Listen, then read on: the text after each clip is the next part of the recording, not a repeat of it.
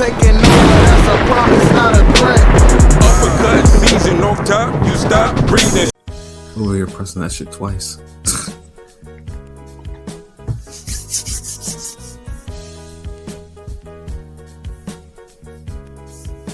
Yeah, what's good, y'all? Welcome to another episode of Real Talk, where as always, if shit's real, we talk about it. Yo, I'm your host for tonight, Pat Scofield, the New England representative. And as always, I got my man with me. I'm gonna let him introduce himself. Yo, what it do is Shutterworth the God, aka the GOAT Artist. Rocking with y'all Thursday night, hip hop edition for ringgangeradio.com. Best podcast in the Gizang. You know what it is. Let's get it. World still up. Let's go. Absolutely, yo. Ring Gang in the house forever and always. And as always, I got my other man with me. I'm gonna let him introduce himself. Hey, yo, what's good? It's your boy King P, Bodega Box in the building. Ring Gang Radio all day. Let's go. We got the music review tonight. Let's get this music review popping. Let's get it. Yeah, anyone banned from the bodega? Not today. We chilling. We good. Everybody been good for so far. So far, you know. It's only a matter of time, you know what I mean? But last but certainly not least, I got my other man with me. I'm gonna let him introduce himself. What's fly? It's Conscious Pod, the West Coast Avenger. Prepare for liftoff, Ring Gang Radio. Let's fly. Music edition. Let's get it. Classics. Sure. Conscious Pod stays elevated above the clouds, you dig? So yeah, man, of course, but we had last time we did this, it was the R&B. Now we going to the soundtracks. You know what I'm saying? We go back to the 90s with the soundtracks, when the soundtracks were prevalent, it was hot as regular artist albums and shit, and group albums and shit like that. And we're picking out and pick two particular soundtracks from some classic movies, classic basketball movies, classic black movies. On top of that, I want to make sure that's the emphasis on that. It's like the 3 B's, like yeah.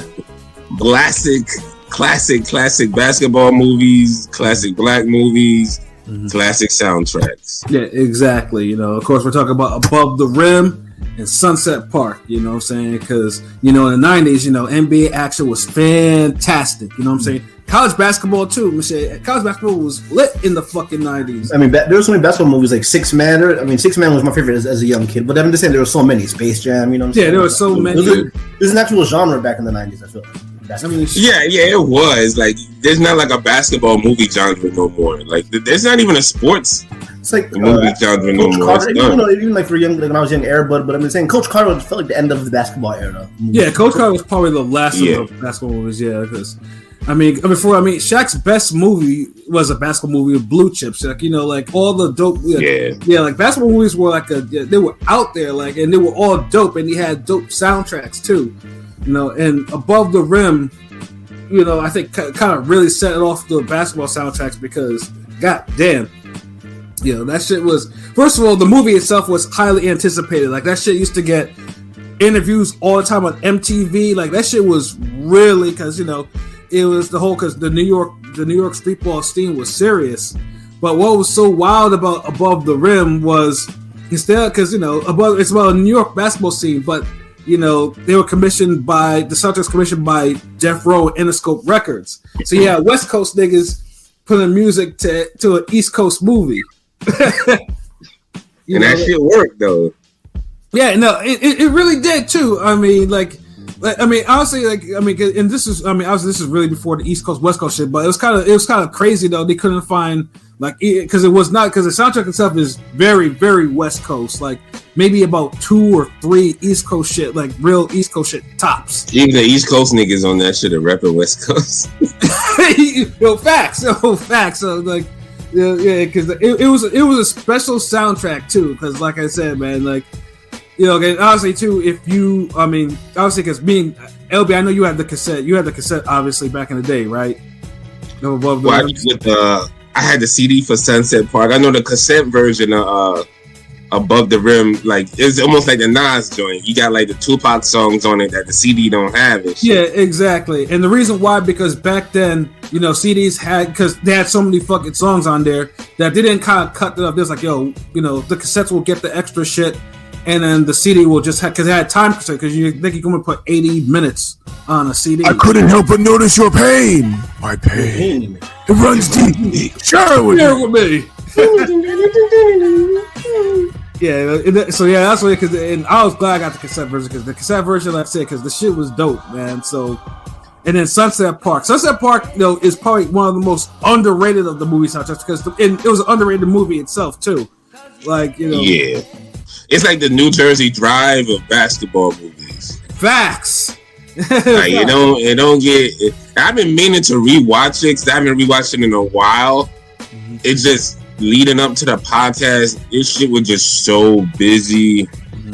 I didn't get a chance to really just run it back. But I've been meaning to. Like, I want to watch it because Above the Rim always comes on, but I want to watch Sunset Park. I used to love that movie, but it seems like it's because back in the day TNT would be running Above the Rim, but you see Above the Rim. Yeah, Above the Rim used to get mad run, but even then, Sunset Park was still on some you would catch that late night randomly, just like you would what's the shit I just said? New Jersey Drive. New Jersey Drive, same thing. So even Strapped is up there with one of those just random. Yo, that shit is. I know that's on HBO Max right now. Strapped was classic too. Strapped had. Yeah, I gotta rewatch that shit. Yo, son, why he got more meat on his sandwich? Like, yo, put more meat on there. Like, yo, the fuck is this? Yeah. Then he just turn around like, yeah. Wow. Yeah. Oh shit, what it do, Miss 702? Salute, we in here. What's good? We in here for this movie. I said movie. This music shit. Yeah, you know what I'm saying. But man, the soundtracks themselves too is they are very different. Sunset Park is literally like a good hodgepodge of the music of the day because it came out in '96. Yeah, it kind of gave you everything. Where the Above the Rim soundtrack kind of said we got some heavy hitters. Then they was like, hold on, I need you to listen to these little niggas too. Yeah, because we'll kind of sneak them in here. Like they had the little Joe Budden parts on the damn Clue mixtape. Like, right? Yeah, they had the A team, and then they had to let the B team and some C team level niggas shine too. Because Before we get into this, I gotta ask. This is something I was like when I was listening to both of them back. Do either of these feel more like they're both great, but do either of them to you feel like it's at times just like, how do I say this? A collection of songs. Like, I don't know. Like it doesn't feel like a soundtrack? No. I'm not saying that either of them don't feel like a soundtrack, but there were times where I feel like it was like a collection of songs that were like put together and like the cohesiveness was up and down. For Above the Rim? You're talking about Above the Rim, yeah, right? more Above the Rim. Above the Rim was kind of it was here and then it went it got as the middle part. The mid. Yeah, I know what you're talking about. It felt like just a bunch of songs that they just put on. It was just here, that didn't flow. Not only were they whatever you want to say, mid songs, they didn't flow right. They didn't flow together. Some parts are legit. I'm not gonna lie. I thought Above the Rim was gonna clear this out. Even songs can be good and still be all over the place if there's no cohesion. And that's what. Yeah, but these songs weren't really that good. They were just kind of there. Like I feel like you could take off maybe 4 songs off the Above the Rim, 4 or 5 songs. Even 3 to 5 songs off Above the Rim, you could remove, and you have a better project for it. And resequence it because it does feel like it was just random. There's no flow to it. I ain't gonna lie. I mean, that's the thing. When I really look at it, the sequence ain't as bad. It's just the fucking it's the songs themselves, yo.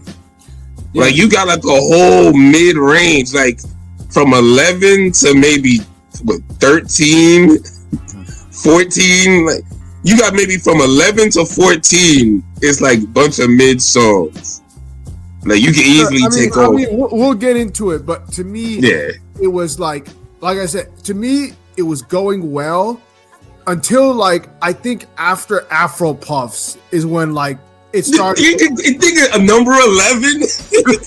After Afro, that's exactly what I said. Is when it started. I didn't hear the number 11 part, but I don't. And I that's what I said. Number 11 to 14. Because look, you got the Just Say Yo, Just So You Know, Hoochies Need Love Too. I'm on the I'll Be Sure song, the OFTB, and I fucks with OFTB, but this ain't one of their better songs. So it's you got 4 songs in a row that you can just take off. Yeah. And just go from the damn Lady Arranged song and then go right back into the damn Bring the Dogs Out, which was cool. The Blow the Way Off. The rest of it is cool. Like who's that? It's them 4 songs in the middle. The Hoochie joint was fire to me. I ain't gonna lie. I don't know, the Hoochie that was kind of No, fire. it wasn't. No, it wasn't. No, it wasn't. Let's get this started. That right? My bad. Yeah. So I mean, obviously, since we are talking about Above the Rim, so the first track from the Above the Rim soundtrack, and of course, was a big hit for SWV and everything like that. Anything. That's a 10, nigga. Yeah, can't go wrong with SWV. That was a strong opener too. Like we haven't like really listened to an album where they just came out with a hard ass swinging like 10 motherfucker. Like that's what this needed. And overhand the first 10 seconds. And this was the remix. And this was the remix. Like the remix was great. Like, back in the day, some of the remixes were better than the original. This is one of them. Honestly, I forgot about the original. Like, because the original of anything is a real slow song. Like it's not. Yeah. And then you had the remix, which was this, and then you had the rap remix with Wu on it, which I think was a big hit too, but it wasn't on this. Surprisingly, it should have been on the soundtrack, but it is what it is. Yeah, it was classic, yo. Yeah, that's a 10 song. Like anyone that's less than 10, honestly, you just already your music. You don't like sisters with voices. Honestly, the funny thing is like I felt like this song really like the opener kicked off like what I felt was like because I'm gonna be honest. This album is every bit as 94 as 94 can get from me. Oh yeah, of course. Y'all niggas love the 90s so much. I don't want to hear that shit. I'm not saying that as a bad thing. I'm just saying this feels like such a 94 like album, and which is fine. I'm cool with that. I'm just saying, and this kind of kicks it off, encapsulates that. Yeah, I mean, nigga, I was in middle school, so yeah, this was straight up 90s, yo, and that song was like a huge hit. And what up, Marquise? I see you in there. Hello. What up, gang? And then go on the Sunset Park soundtrack. The first song that set it off was "High Till I Die" with Tupac. And this one, that's a 10. That was a 10. Yeah, I mean Tupac. I mean, obviously Tupac and Dog Pound were the only ones that were on both soundtracks, and this one is probably Tupac's last soundtrack song that he released in his lifetime. This was the last one. Everything else has just been like the remixes and shit. But the High Till I Die, yo. Oh nah, you can't say that. That's wrong. Gang related soundtrack. I said in his lifetime, bro. Gang really wasn't released in his lifetime. But man, but what the fuck? Like nigga, he ain't plan on dying, niggas. Well, that's why I say in his lifetime, bro. That's what it means. I'm not talking about the posthumous shit, nigga. And although it was dope, though, no, don't get me wrong. No, that shit was dope too. But this one was like 3 months like before he got killed. The crazy part is, dude. When did Gridlock come out again?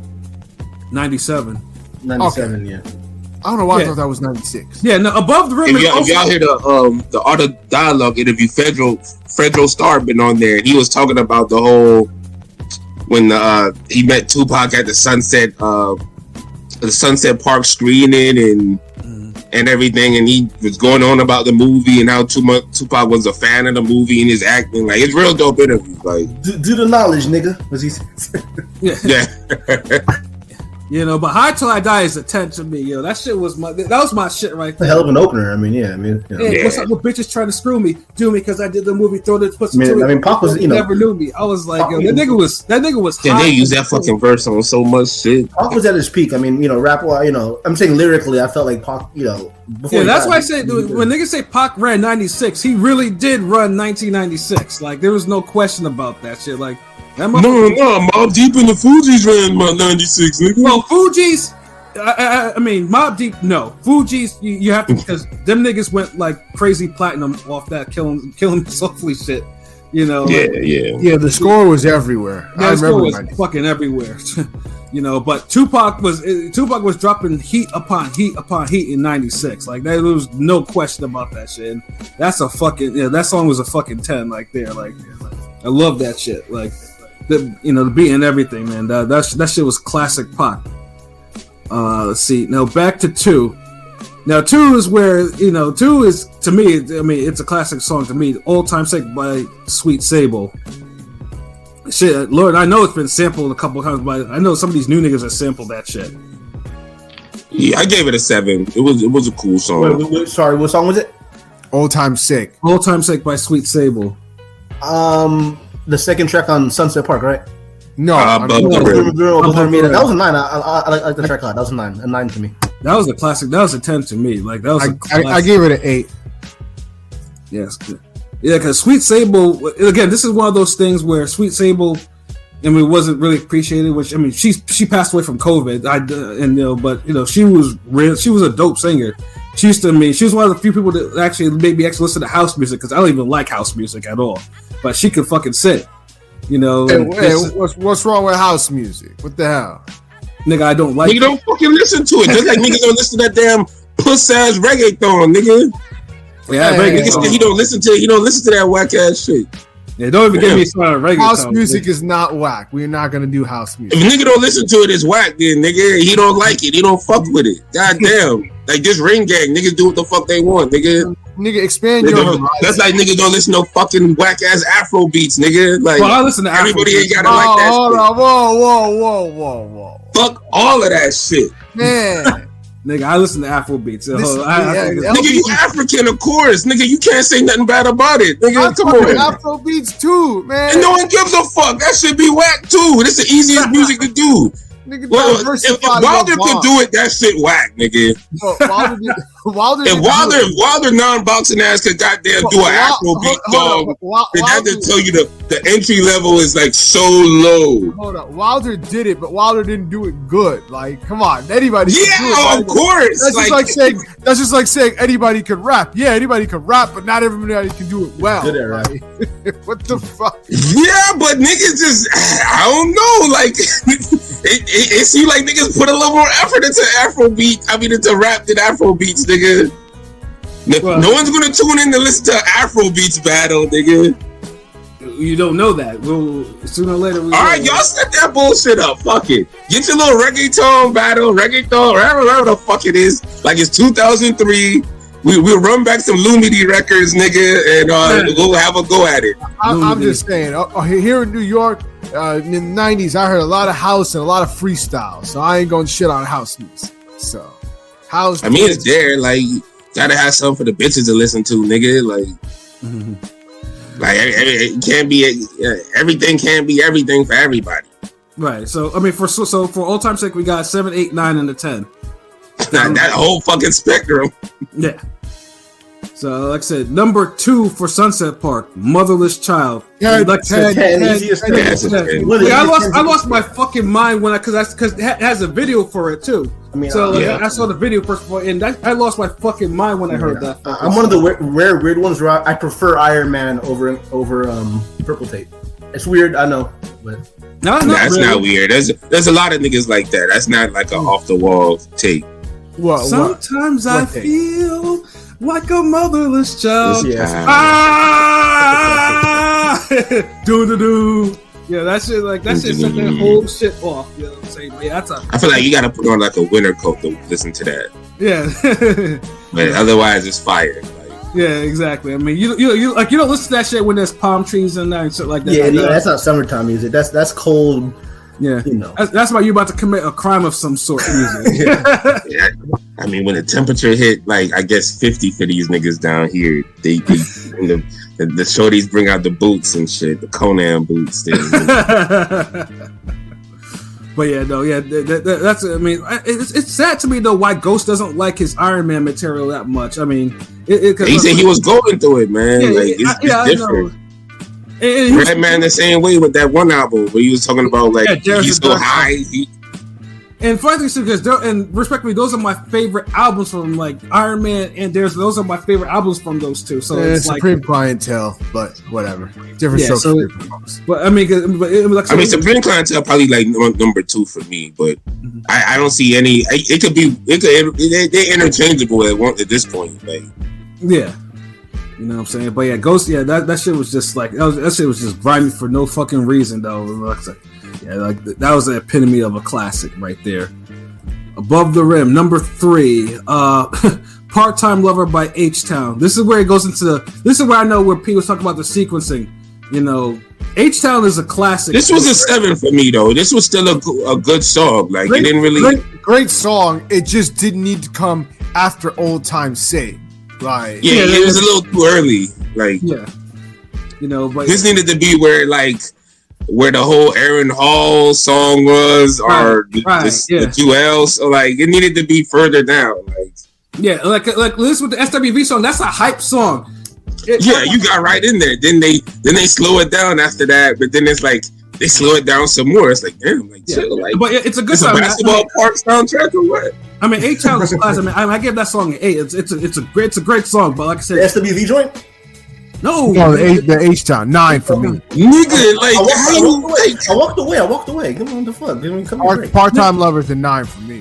I just wish the placement would have been better. Yeah, like honestly, this might be one of the where the placement would have, if it was placed, so it would have gone. It would have been better. Yeah, it was placed kind of. But it's not. Yeah, I wasn't ready to hear that right then. Like no. Yeah. Like niggas was just like bopping to anything, you know what I'm saying? Then it was slowed down just that so much. But niggas went from like anything Sweet Sable to some knocking the boots shit. Like nigga. Yeah. Like I thought we trying to break this 21. Y'all niggas just talking about fuck it. Like wait, what? Word. Alright, so let's see. Track number 3 for Sunset Park, Just Doggin' by the Dog Pound featuring Nate Dogg. Oh, that was a 10. Like this is a summer joint. Like, yeah, absolutely, my nigga. That's a 10 right there. Joint, you out here. That's Corrupt couldn't fucking miss in that fucking time period, yo. Dog Pound couldn't fucking miss in that fucking time period, nigga. Fact. They made some of the most fun ass gangster music, like straight up. Like you can see just niggas just getting stomped out in khakis and they're just smiling like yeah. Yeah, like they ripped that whole fucking song, bro. Like, you know what the funny thing is too? This song was supposed to be on Above the Rim, believe it or not. Yeah. But I don't know. I like the joint they got on Above the Rim as well, though. Like them niggas did both projects justice. Yeah, they did absolutely. You know, but what about P Pilot? What did you give Just Doggin'? 9. I'll give it a 9. Word. P? 9. Yeah, like 9 10, like you know, like I said, Dog Pound was just again, they couldn't do no fucking wrong in that era at all. Like none. You know what I'm saying? Again, you know, now we're going back to Above the Rim, number 4. Again by the Dog Pound. Big Pimpin', Nate Dogg and Snoop Dogg and Big Pimpin' Dillamon. This was a 7 for me. Like this ain't like yeah, like it was cool. Like it was a cool. The other song they got on there, Dog Pound for Life, is much better. Like Daz killed it, but then it kind of tapered off after his verse. So I'm gonna give it 8. I thought Daz was hilarious in that verse, but yeah, it's 8. You know, I mean, to me, honestly, I thought it was like a 9. You know, I do believe like Big Pimpin'. I mean, I know because he was spitting game or whatnot, but they let him spit game a little bit too long on that shit. You know what I mean? Yeah, it kind of took you out the vibe, like yeah. But it's cool, not a bad song, but yeah. But yeah, it's a classic Dog Pound. Like you know, I mean, basically what they were on at that time. Like you know, this shit is.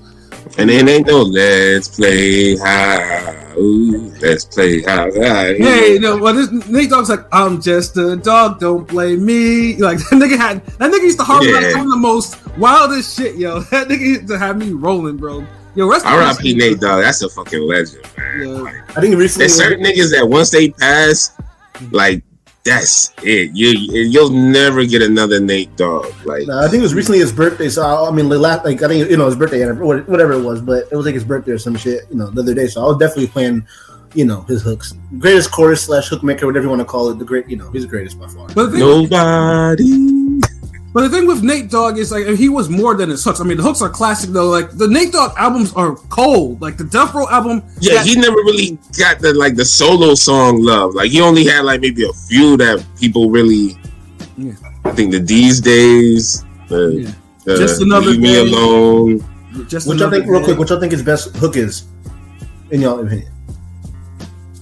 It ain't no fun. Ain't no fun. Yeah. Damn, there's so many. Me personally, it might be. If you heard Dad's first solo album of Death Row, I think the Revenge, Retaliation, and Get Back. I think it's number 10. There's a song called OG with Snoop and Nate Dogg, and Nate Dogg, he got one of the smoothest, coldest OG original gangster. I remember that. I remember that one. That shit fire. Coming from Long Beach. I mean, I'm also partial to. I heard you wanna fuck with Dre. You picked the wrong motherfucking day. Yo. Honestly, we need another Nate Dogg, man. Just to harmonize some gangster shit. Yeah. Like, yo. Somebody really need to that. That's a void that's really lacking right now. Right, yo. Some niggas that can. I'm talking about niggas that that the nuts hadn't dropped. I'm talking about some real singing, like niggas that know how to harmonize some shit. The only person I've seen really and shout out to I know Pat know who he is, Big Jaw. Have you ever seen when he be doing the gangster records? Yeah, Big Jaw. Big Jaw's a fool, yo. That would be hilarious how he do the old gangster songs. He'll do the old ass 1970s R&B songs. But he'll put a gangster twist on that shit, and that shit will just be hitting. I can't even recall one of them right now to even play singing, but that should be killing it. But yeah, R.I.P. Nate Dogg. 7. So we all kind of fuck with the song, the Dog Pound joint. I fuck with the song, yeah. But like I said, Big Pimpin', like I said, if they let him spit that game, just to, cut that game in half, then the shit would have been cool. You know what I mean? All right, so let's see. Number 4 for Sunset Park. Back at You from Mobb Deep. And again, this is Mobb Deep. Oh, that was a 10. That's a 10. That's a 10. I mean, that's easy. Classic era. Boom, doom, doom, doom. Yeah, this is not easy 10. Easy 10. Yeah, easy 10. Yeah, that was Hell on 96, right? That's Hell on Earth era Mobb Deep. Yeah, Hell on Earth. Yeah, that's Hell on Earth. Yeah, that's when Havoc was on. Havoc was fucking killing these. Oh, Havoc was so young, making the craziest beat. I ran through a video of some of the samples he used. I was like, God damn, this kid was 19, 20 making some crazy fucking beats, bro. I mean, they were smoking dust. We're not going. Underrated as producer, bro. He's underrated. He doesn't get mentioned with the greats, but what he did in the 90s was crazy. Yeah, and he continued, even as Prodigy kind of fell off. Havoc was still on point, but Havoc was never really recognized as he was a lyricist too. He could spit. No, he could rap. He could rap for sure. He could rap. Yeah, but niggas. But he kind of got big boy with that whole. Yeah, he got the big boy thing. He got the big boy thing. There's always one nigga that everyone just kind of be like, "Oh, it's this nigga," and it's he just even though Big Boy, even I thought Big Boy was doing I don't say heavy lifting, but he would the one that usually have 2 verses or the longer verses. It's damn, but you just shortchanging this motherfucker like he's a chocolate. Because niggas be wanting the damn animated, charismatic motherfucker. That's what they want. They want the extra, like maybe it's 8 Ball and MJG is about the only one of the rare groups, duos where I never heard people lean too much either way. Niggas are just a fan of both. You think UGK it was Pimp C? Was that one Pimp C was the one because everybody goes off of Pimp C's personality, charisma, and his bars and shit. Top notch hoes get the most, not the less. So he'll say a random shit, and niggas will just be like, they'll be quoting. They'll sample it like it's a chorus now. Yeah, right.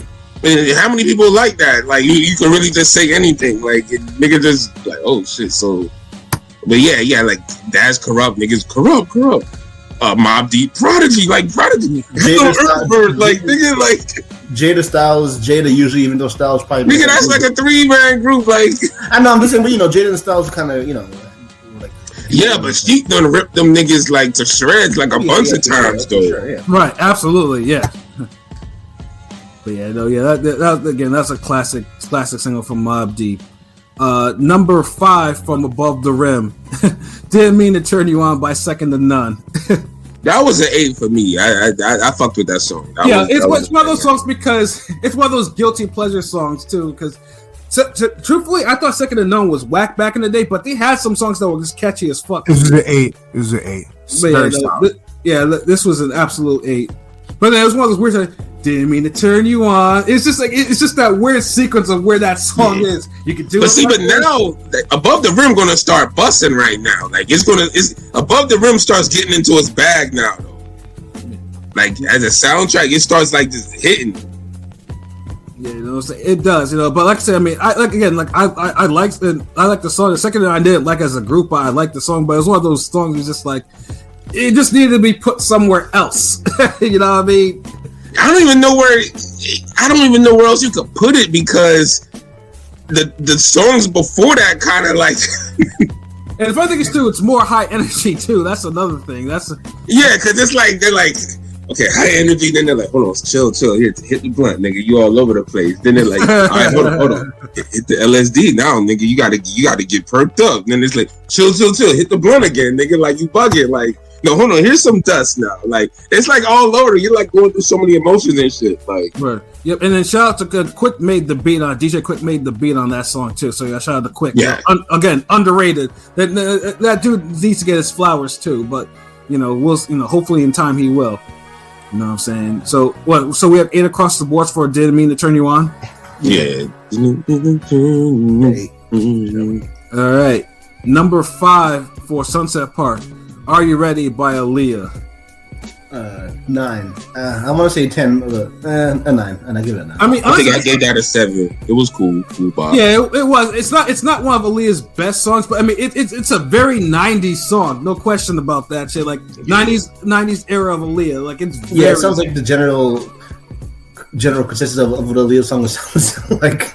Yeah, I felt like it wasn't like you see how like with Dog Pound and Tupac and all some of these niggas MC like they like these niggas is giving like they heavy songs, they best songs. She gave her a little not a throwaway, but kind of like yeah, they was also like Aaliyah, you want to be on Sunset Park? Like yeah.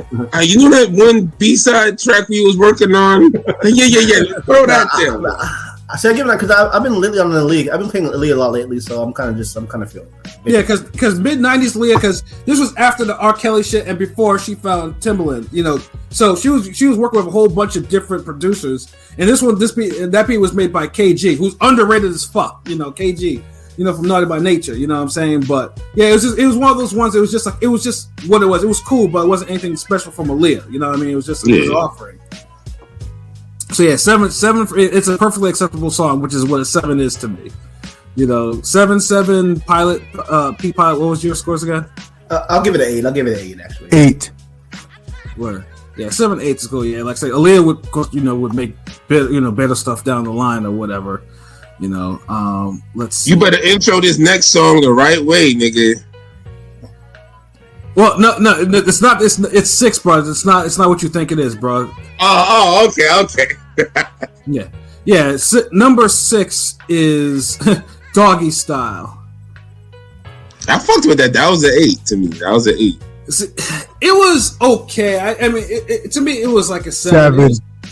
Yeah, it was like it was one of the. It's one of the few songs in there that it never really hit me. Because it felt like a soundtrack song. Like I could see that in a movie. Yeah, I don't know. It had a little vibe. It was catchy. Like it was cool. Like yeah, but like I said, it probably just fit some sort of eternal theme that was probably going on there. Because this nigga Dr. Dre executive produced the album, so he probably was like, this has Doggy Style in here. We're gonna put this shit in here. That type of shit. This nigga Dr. Dre was a deviant. You know what I mean? So that's probably what it was. Like he probably ended. But yeah, it's just one of the songs that it's there, but it doesn't do. It never did anything for me. Not even back then, and not even now. So yeah, 7. Like I said, if that was cut off, it ain't the worst song on the album to me, though. I give you that. No, it's not. It's not. Like I fucked with it. Like it at least it kind of flows. Mm-hmm. But yeah, it ain't like a standout joint. Like I'm not gonna put on Above the Rim and go to that song first. Like, right, right. Oh man! All right, number 6 for Sunset Park. It's Alright by Groove Theory. Nigga, I used to love that chick from Groove Theory, yo. It's alright. Dude, I gave this a 7. This was cool. Emile LaRue or whatever, Emile LaRue. She was so fun. 7. Yeah, her voice is so beautiful. She should have been more talented. She should have been bigger. Pause. She should have been bigger than she was. I felt like. I'll give it an 8. No, I'll give it an 8. Yeah. Why are you using? Hold up, pilot. Why are you using pause for women? Like, Yeah, I love that. This is the problem. Y'all overdo the pause thing. Yeah, it's a big pause. No, yeah, I'll give it an 8. Yeah, I love her voice though. I think she had one of the beautiful, Yeah, Groove Theory. I think Groove Theory was like a one album wonder. Like really a one hit. I mean, really a one hit. I mean, they had other records on. No, they had a couple more. They had some bangers. But I'm saying, tell me, was it their one big hit? Is what I'm saying. Hold on, Groove Theory was not a one hit wonder. Tell me, was it? They were a one album wonder. Yeah, that's not true at all. Yeah, no, they had but keep trying was a hit too. Yeah, it was. So. They only had one album, but that one album had some songs. Yeah, you know what I'm saying? But yeah, Groove Theory and they were Digital Planets. Actually, they had more than that. They were probably a one-hit wonder. Exactly. Yeah. But yes, the number 7 again. Like this was the lead-off fucking single for the soundtrack. You know what I mean? Regulate by Warren G featuring Nate Dogg. This was the Regulators. I gotta give that a 1. I gotta give it less than a 10 is stupid. Like this is it's more like a 15. Yeah, it's a 15. Nigga. It's a 20. Yeah, it's a dub, man. It's a fun classic. Hey, real talk, Warren G needs to Warren G save Def Jam. Warren G, that song is the reason. Save the soundtrack too, nigga. Warren G is the reason why Above the Rim soundtrack went double plat and why his own debut went like 3 or 4 or 5 times plat, somewhere around there. It went multi-plat and saved Def Jam. Henny got Above the Rim, the best movie soundtrack next to Purple Rain. That last verse when he says, "I'm tweaking to a whole new era," that's beautiful music, bro. The rhythm is the bass, and the bass is the treble. Chords, strings, we bring melody, a G-funk. Rhythms like this, like you smoke like the pilot. Like every day. That's just so hard. Just the whole storytelling of that song. It's funny you think you say that, Pat, because that's actually one of those what if things for me. Because because he came close to signing Death Row, and it's like, what if Warren G went to Death Row instead? He would have gotten punked. Yeah, like I remember there was a Nate Dogg interview that he did. I remember Nate Dogg saying that because Regulate blew it up and they were on tour or whatever, but for whatever reason Sugar's like, made Nate Dogg come off the tour, and it's like, I'm getting this tour money, what are you doing? And he made him come off the tour for something, and when Warren G had to do that song without Nate on that, like had to do like the vocal backing, and Nate is like, Suge cost me a lot of money, take me off that tour, and truthfully, Suge was a man that had so many personal failings, for what he did accomplish, but that's like the most successful flawed nigga in the world. I'm saying, but yeah, you can't go on Regulate with Michael McDonald. I remember too, I was listening to late night radio, and I swear, and I only heard this one time, there was a country music version of Regulate, like a whole country music version of that shit. And I only heard that shit once, but it was clear as day. Like, dude had a twang in his voice and everything singing that shit. And I'm over here like, and this is before, internet and Napster and shit like that. Like, I was hoping that maybe this would be one of the things I would catch on and hear. Never did. And when I got Napster, I tried looking for that version. I know it fucking exists somewhere. And I was like, yeah, you got me on the YouTube this motherfucker right now. I used to tell people this all the time. It's like, nigga, get the fuck out of here. I was like, no, there was a whole country music version of this shit. Like, I wasn't capping like this. Actually, hold on. I think you're right. I think I've actually heard that now that you mentioned it. It was it was a clear night. Hold on. Yeah, it honestly sounded like it was Regulate country remix. Like, what the fuck? I mean, shit. It was just like in the Morgan Wallen.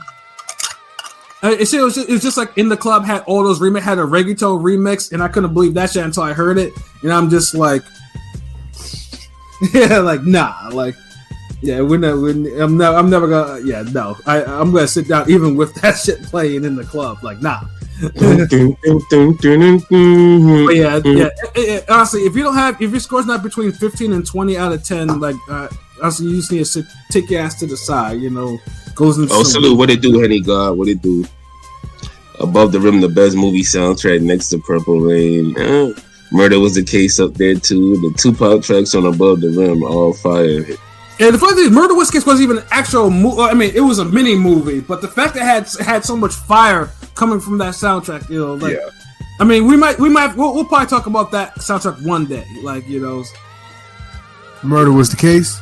The Murder Was the Case soundtrack, yeah. Death Row, honestly, we need to just talk about how Death Row be having the best soundtracks. Yo, facts, because they up there.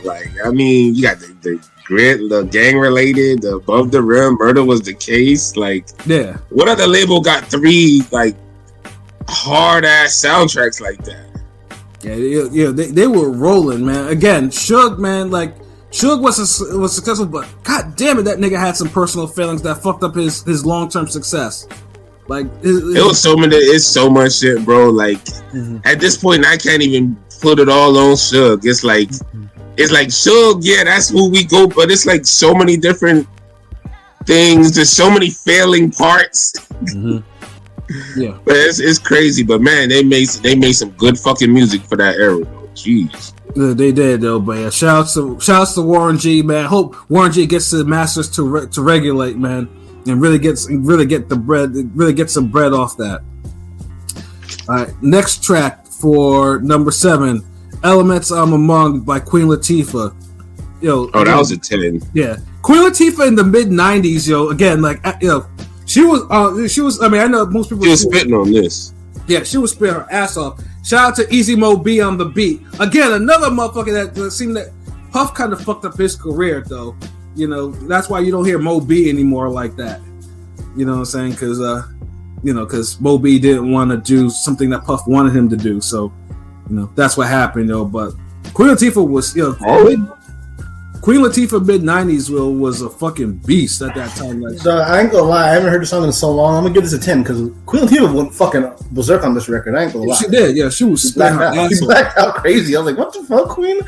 But yeah, 10. It's 10 for me. Yeah. P, what was your score? P. King P. For the Queen Latifah song? Yeah. Yeah, she was 9. I give it a 9. Okay. Well, 9. Somebody hate women. What's up? Nothing. No, I didn't hear you. I legitimately didn't. I said somebody hate women, nigga. Damn. Fuck, it's a 10, nigga. You up here 9. Jeez. Yeah, no. Queen Latifah, she absolutely killed that fucking song. She was angry. She was angry. She was trying to paint a message perfectly. Yeah, that was beautiful. Yeah. A lot of niggas had they snapping songs on this soundtrack, though. I ain't gonna lie. Sure did. And let's see. All right, Above the Rim. So the next song, again, a classic. Pour Out a Little Liquor. Tupac, Thug Life. Shout out to Johnny. Rest in peace to Johnny J. You know what I'm saying? Easy 10. Easy 10. Paul, can you hear you? Which record? Pour Out a Little Liquor. Oh, that's a 10 for sure. Yeah, that's a 10. Was that the Thug Life album, right? Yeah, I give that a 10. Yeah. That shit is a pure classic. That's a classic Tupac track. This is now you're reaching the point of the Above the Rim soundtrack where it's okay, you're getting the good shit, the classic shit. Yeah, only for them to pull the rug right out of you. Yeah, it goes on a good 4-song run right here. It does. This is starting to get to the part where Lucy pulls the football from Charlie Brown. You're expecting more good stuff, and then whap. This part of the game where Mario Chalmers start getting too many possessions, and then let them take the ball down the court too many times, and you're like, look, nigga, Wade, LeBron, they're right there. Even he's waving LeBron. Ray Allen's over here. He's waving LeBron off going to ISO. Yeah, you're like, damn. You're like, that turnover is coming soon, since you're like, damn. Yeah, because I know that song. I mean, that song plays in the movie, like in the end, near the end. So obviously, if you haven't watched the movie, I'm not going to spoil the ending. But you know, it's 30 years. I mean, that nigga said. I mean, Above the Rim. Like, I mean, you know, I don't. You know, it fit the end scene though. I will say. Yeah, we'll spoil the movie that we just watched like a week ago that just came out. But this nigga don't want to spoil Above the Rim. Y'all niggas in this 90s shit, man. Oh my God.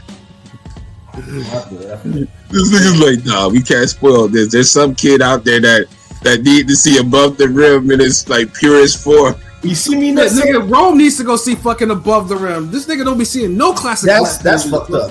I don't know if he's seen that or not. I gotta ask him. He hasn't. No, he hasn't.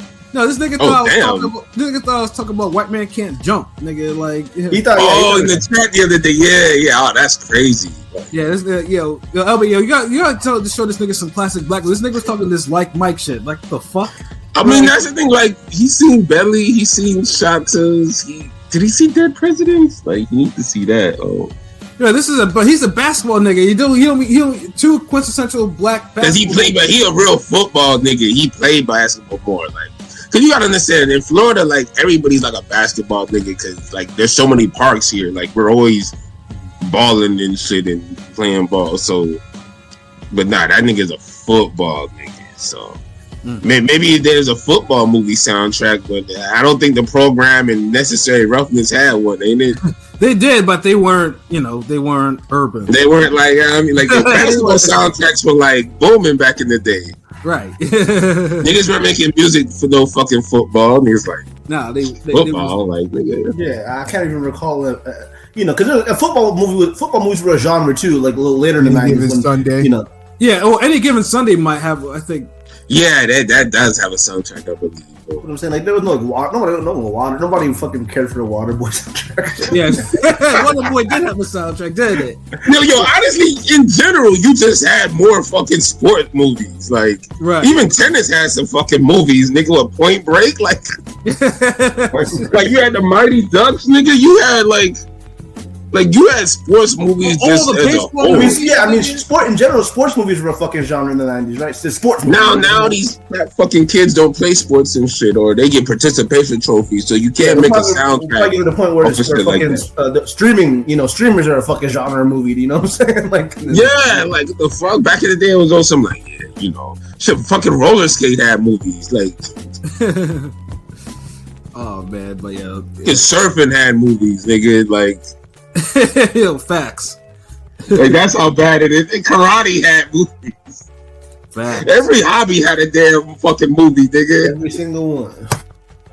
Word. All right, next track number 8 from Sunset Park. Again, the classic and the one and the lead single off it. Keep on keeping on by MC Lyte and Escape. Shout out to 10. MC Lyte bodied that. Fucking 10. That was MC a fucking Lyte really 10. bodied that shit. And I've been looking for your ass for a quarter pound. Yo, that song. Lyte bodied that. Yo, that song was fucking everywhere. It was low key everywhere. Like you heard that shit because it sampled Liberian Girl from Michael Jackson. So it had that it was a rap. Like keep on, keeping on. Yo, Escape again. Like they knew like yeah.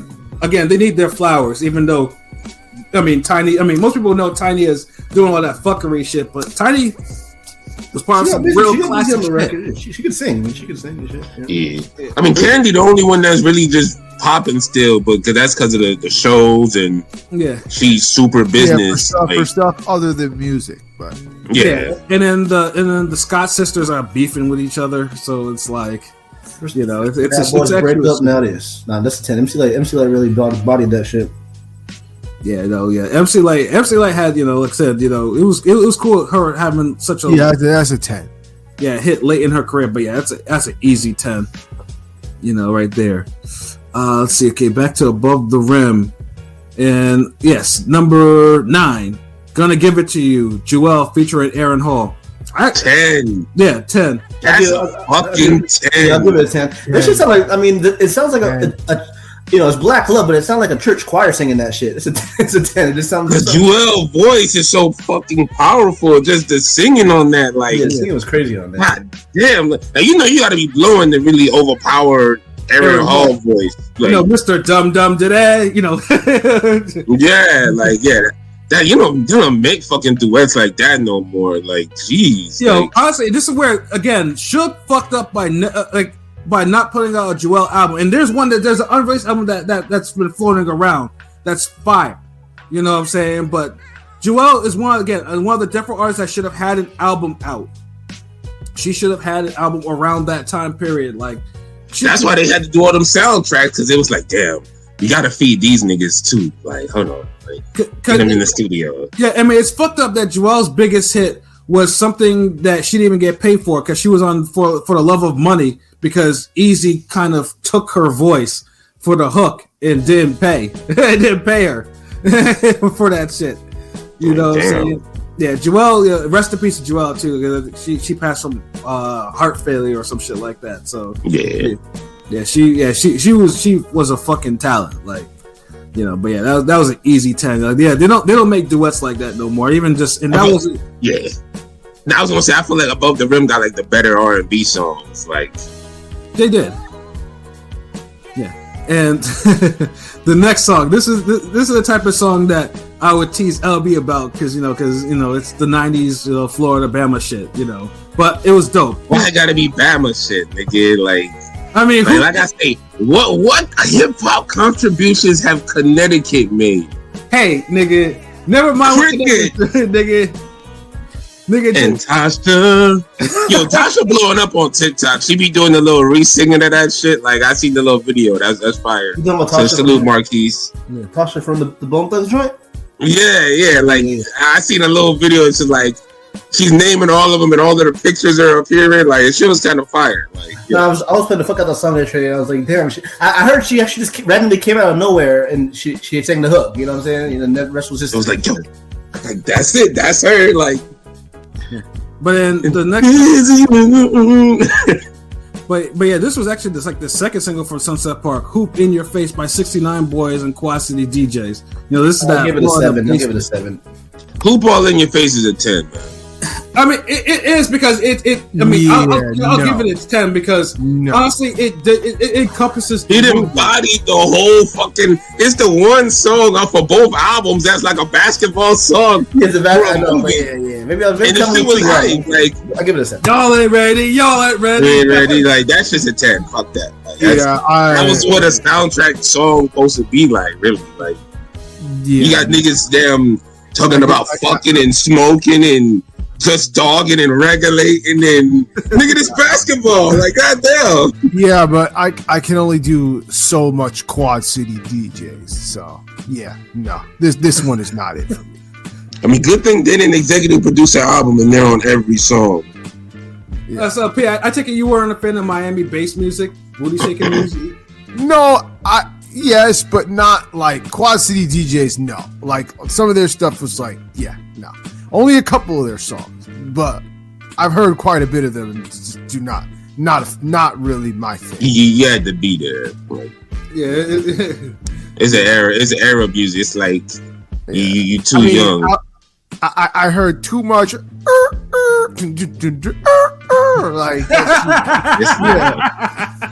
I can only hear so much about that before I start getting annoyed, but. Definitely, Eric. Like, because that song does encompass Sunset Park, like, so that's why. I'll all in all, I'll give it a 7.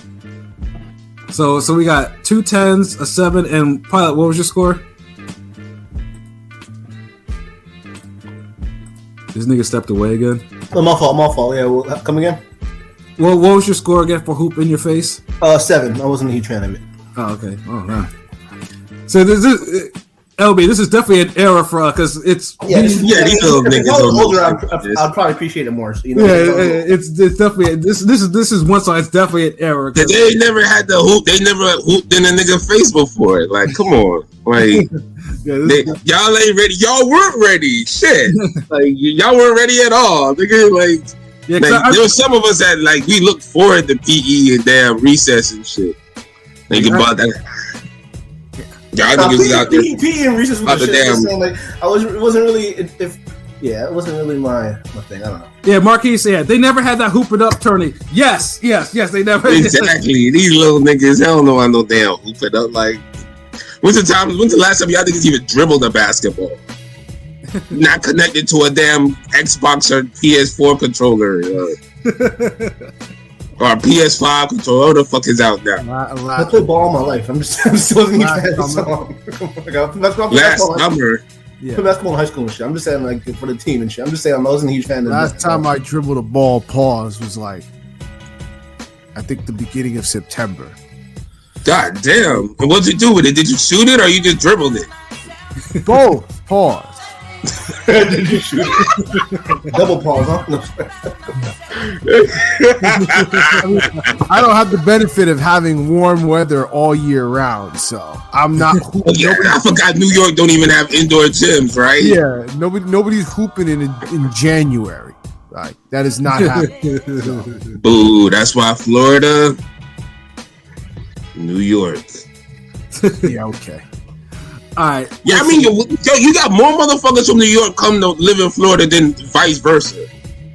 That's all I'm saying. Yeah, because it's warm all year round. Also, being warm cancel out all that other shit y'all be bragging about. Two, and this is the big one: no income tax. Yeah. Yeah, New York, we get taxed out the wazoo. So going down to a state, y'all get paid for that tax though.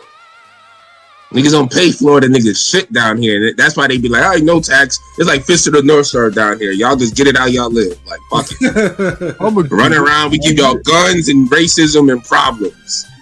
But we will make sure y'all could train and be athletic because there's a park on every corner. Yo, that sounds like a whole.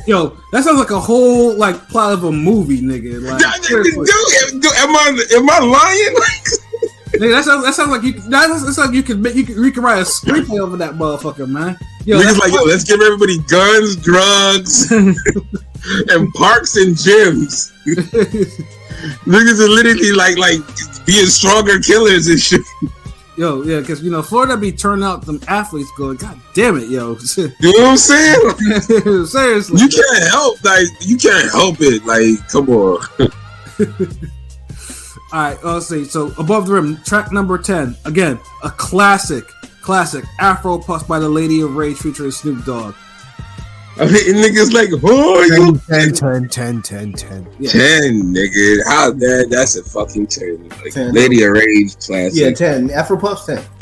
Yeah. Honestly, some of these chicks that rap and say they need to listen to that shit and how to actually really rap. Like, Yeah, this. Well, shit. At that point, some of these niggas need to listen to. I ain't gonna lie, real quick. Hearing this MC Light, Lady of Rage, and Queen People tracks, I'm like, God damn, that was the 90s. That whole we don't the 90s.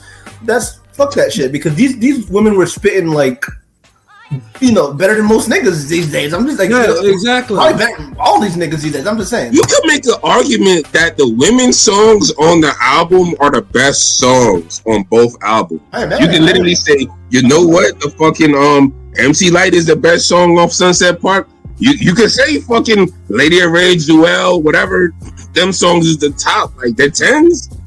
Mm-hmm. You could make the argument. So yeah, like shout out to the ladies in the 90s. You know what I mean? Yeah, Rage killed that shit. So yeah, that's a 10. That might even be a 12 because everything about that shit was even the Snoop the outro, the Endo blowing the grass grow. Snoop Dogg, I still don't love a hoe. Like, so believable on that shit. Yeah, that was crazy. I mean, it's easy. And like how Snoop was just subtle on this album. Like he wasn't all over the place. Like he was just on certain tracks. They didn't really big him up, but you knew he was there. Like exactly. So that's just dope. Like that's yeah.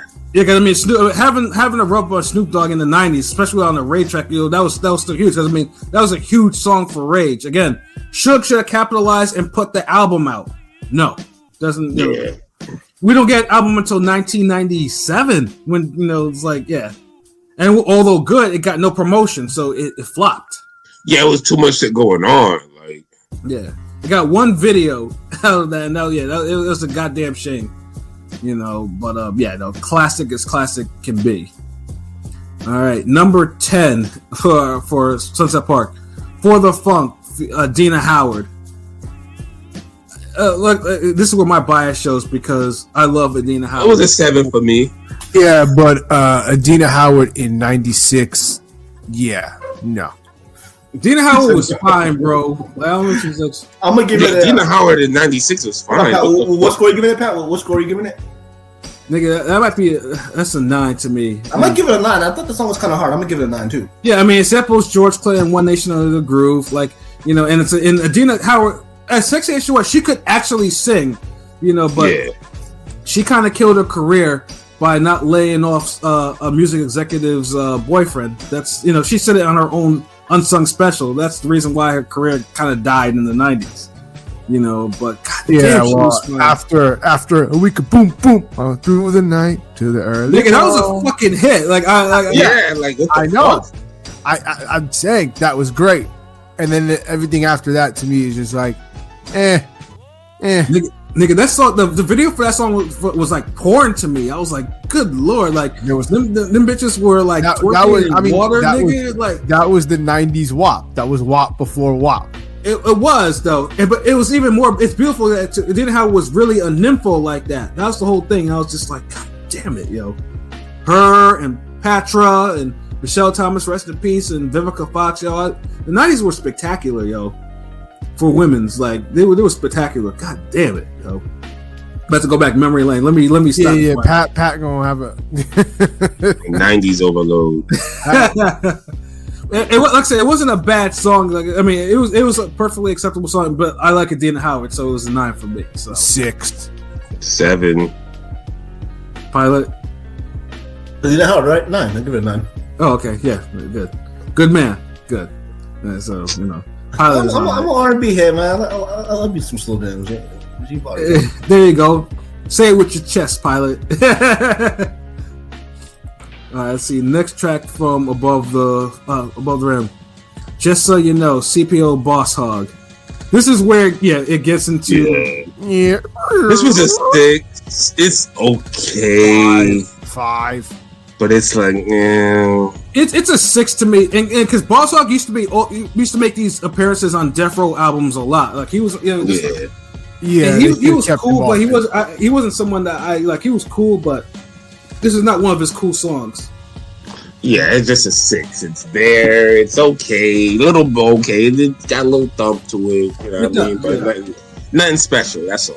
Yeah, they should have kept him off this one. This is a 5. This should have been. But this is definitely when we talking about the album.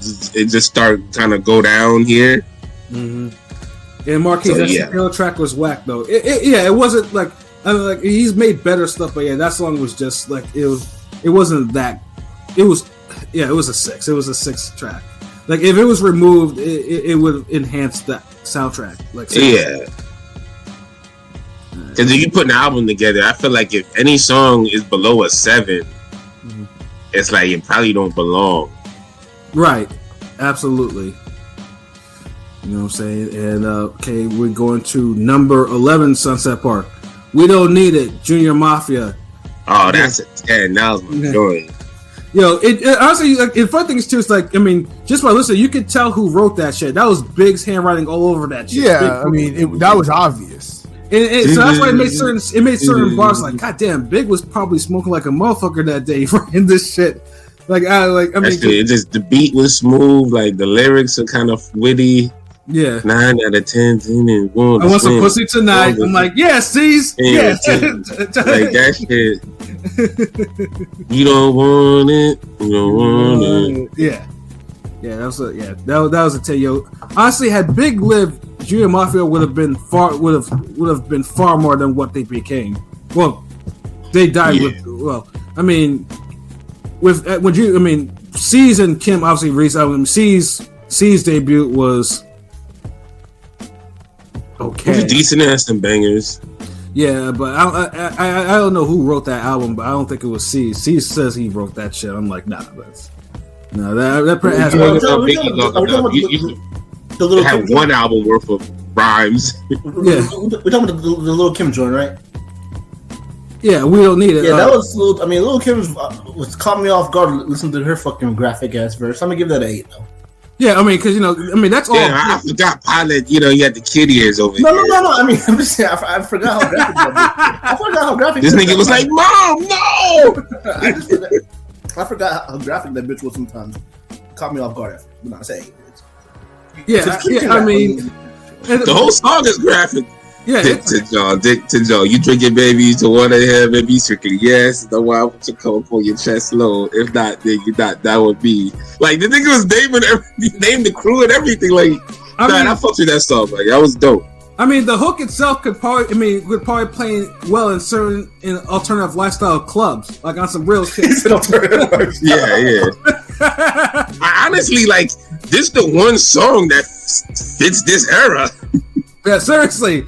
You know what I'm saying? Like, you can hear a Sexy Red song, Cardi B song, and if this come on right after it, you probably gonna be. You don't know any better. You gonna be like, yo, who these new niggas? Like, yo, you heard what Shorty said? Like, I mean, this nigga Big was talking about licking butts and shit. This nigga was, Big was a wild dude with that pen. Yeah, like these niggas was on something. Like, nigga felt dirty after listening to that. I had to be like, ugh. But it was a dope song though. But Big, Big used to write some real. I mean, because there was fucking in Sunset Park. I mean, yeah, there was. You know. Yeah, they had this song.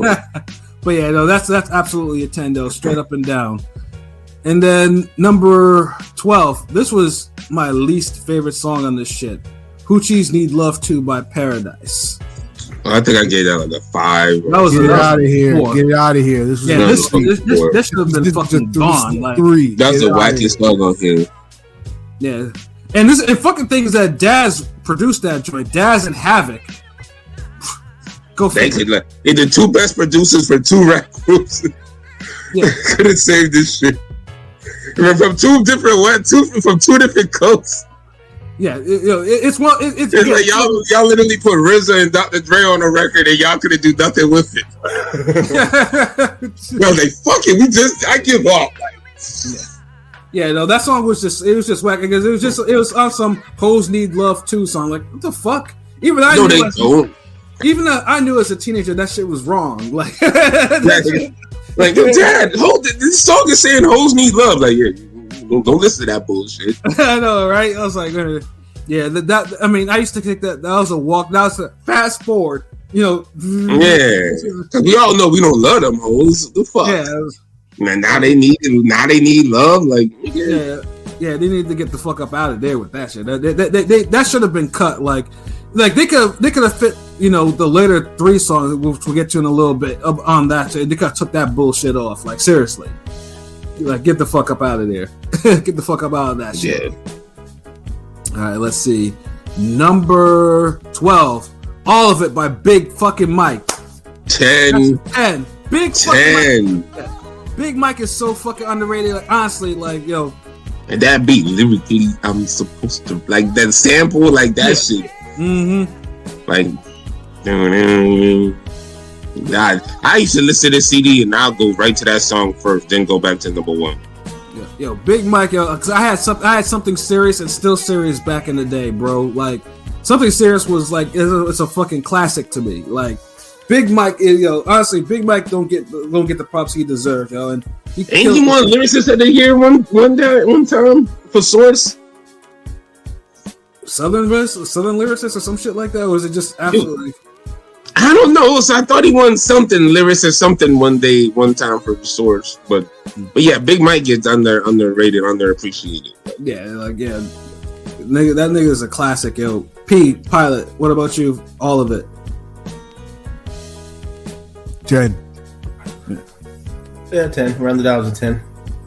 Yeah, like Big Mike, yo. Like, shout out to Big Mike, yo. Yeah, that was, like, honestly, like, this is what I said. Sunset Park was just a hodgepodge of like all the shit of the day. Like, it was still flowing. The soundtrack is still flowing by this point. Like, yeah, that big. Yeah, like Sunset Park ain't never really had a dip. Like it, like I think the lowest song I've given it was like a 7. Like.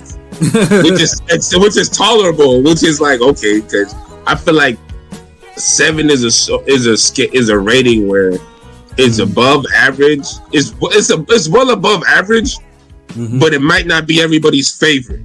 Right. but it's a good enough song where it's like, all right, you might really like it, or you might just like it. That's where 7 is. Whereas 8, 9, and 10 is like, okay, that's you for sure fuck with this. This is a good song. So Right. yeah. Whereas Above the Rim wasn't really giving that every go out. Like, Right. Yeah, and speaking of that, for Above the Rim, like the next song after Hoochies Need Love 2 was I'm Still in Love with You by I'll Be Sure. Again, a song. 5. Yeah. Damn, light skin crime. God damn. I mean, this was a 6 to me, but it didn't really fit for this album. Yeah, that was weird. Hearing I'll Be real quick. Was this an I'll Be Sure song from '96 or was it was it from a few years ago before that? I mean, this was 94, so I mean, he might be. I mean, I'll Be Sure was, I'll Be Sure was still making music, but he was washed by this point. He's still good. When you say washed, I'll Be Sure over that generic beat. Yeah, I'll give it a 6. Yeah, like this. It's the most out of place song actually. Yeah, it's like this is not like Night and Day. I'll Be Sure, where the nigga was like, when nigga was like ushering the light skin renaissance and shit, made you light skin niggas win for a minute. Nigga, we still winning. Fuck that. Nah, nigga, fuck that. Nah, y'all ain't winning no more, bro. Yeah, we are, nigga. Like, how many undefeated boxers we got? How many like singers we got? Like, nigga. Y'all got Drake. Okay, I got you. Yeah, you got Drake. Bro. Man, he don't count. But yeah, no, I'll be sure. Yeah, he like this again. He was the New York influence on this shit, because so I guess they had to put him on there. He was. Just throw one of them singing the R&B New York niggas on here. Like, all right. Yeah, but yeah, no, he just. Although this song, this album was just needing Montel Jordan. Like. Well, I mean, he would come This is how we do it. Yeah, there was a few niggas in '94 you could have put over Washed. I'll Be Sure for sure. Yeah, for sure. Like, yeah, I'll Be Sure it didn't belong on there anymore. Like, yeah, he was like a 2-song. He was still a name. It was still a name, I guess. Like, oh, I'll be, Yeah, he was a New York name. That's why it's like, wait a minute, we had too much West Coast niggas in here. Like, we need what's good, what's really good. Like, we have a East Coast nigga on here. Like, what's all these? Could have just had 2 Aaron Paul songs if that was the case. Like, shit. Right. They say, you know what? Fuck it. Like, let's throw him back on there. You know what? Your man Jewel's gotta let's do a little EP of these. Word. But, all right, let's see. Next song, number 13, Sunset Park. Things Change. Onyx. 10. Yeah, that was a 10. Fucking 10. I'm gonna give it a 9. It's a hard record though. I'm gonna give it a 9. I'll give it a 9. It's a 10. Yo, Onyx is one of those groups that probably should have died in their first album because it was so gimmicky, even though the shit was hard. No, they shouldn't have. No, they shouldn't have. That's bullshit. Nigga, I don't know what he's trying to say right there, yo.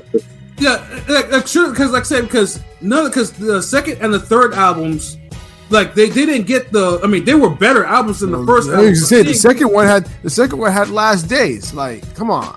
Yeah, but none of them had Slam. Like Slam, and then if you heard the damn remix, they didn't need to have Slam. It was different, actually. Yeah, no, because I had the first album. Like the first album the production is very not where it needs to be. No, the production kills that album, and not. Yeah, that's what I'm saying. Like, but they were also gimmicky with the whole Slam shit because that was the whole gimmick. But then they matured on the second album. And that song was the second album era. Thankfully, because it just ain't produced like the big smash crossover single. That's all.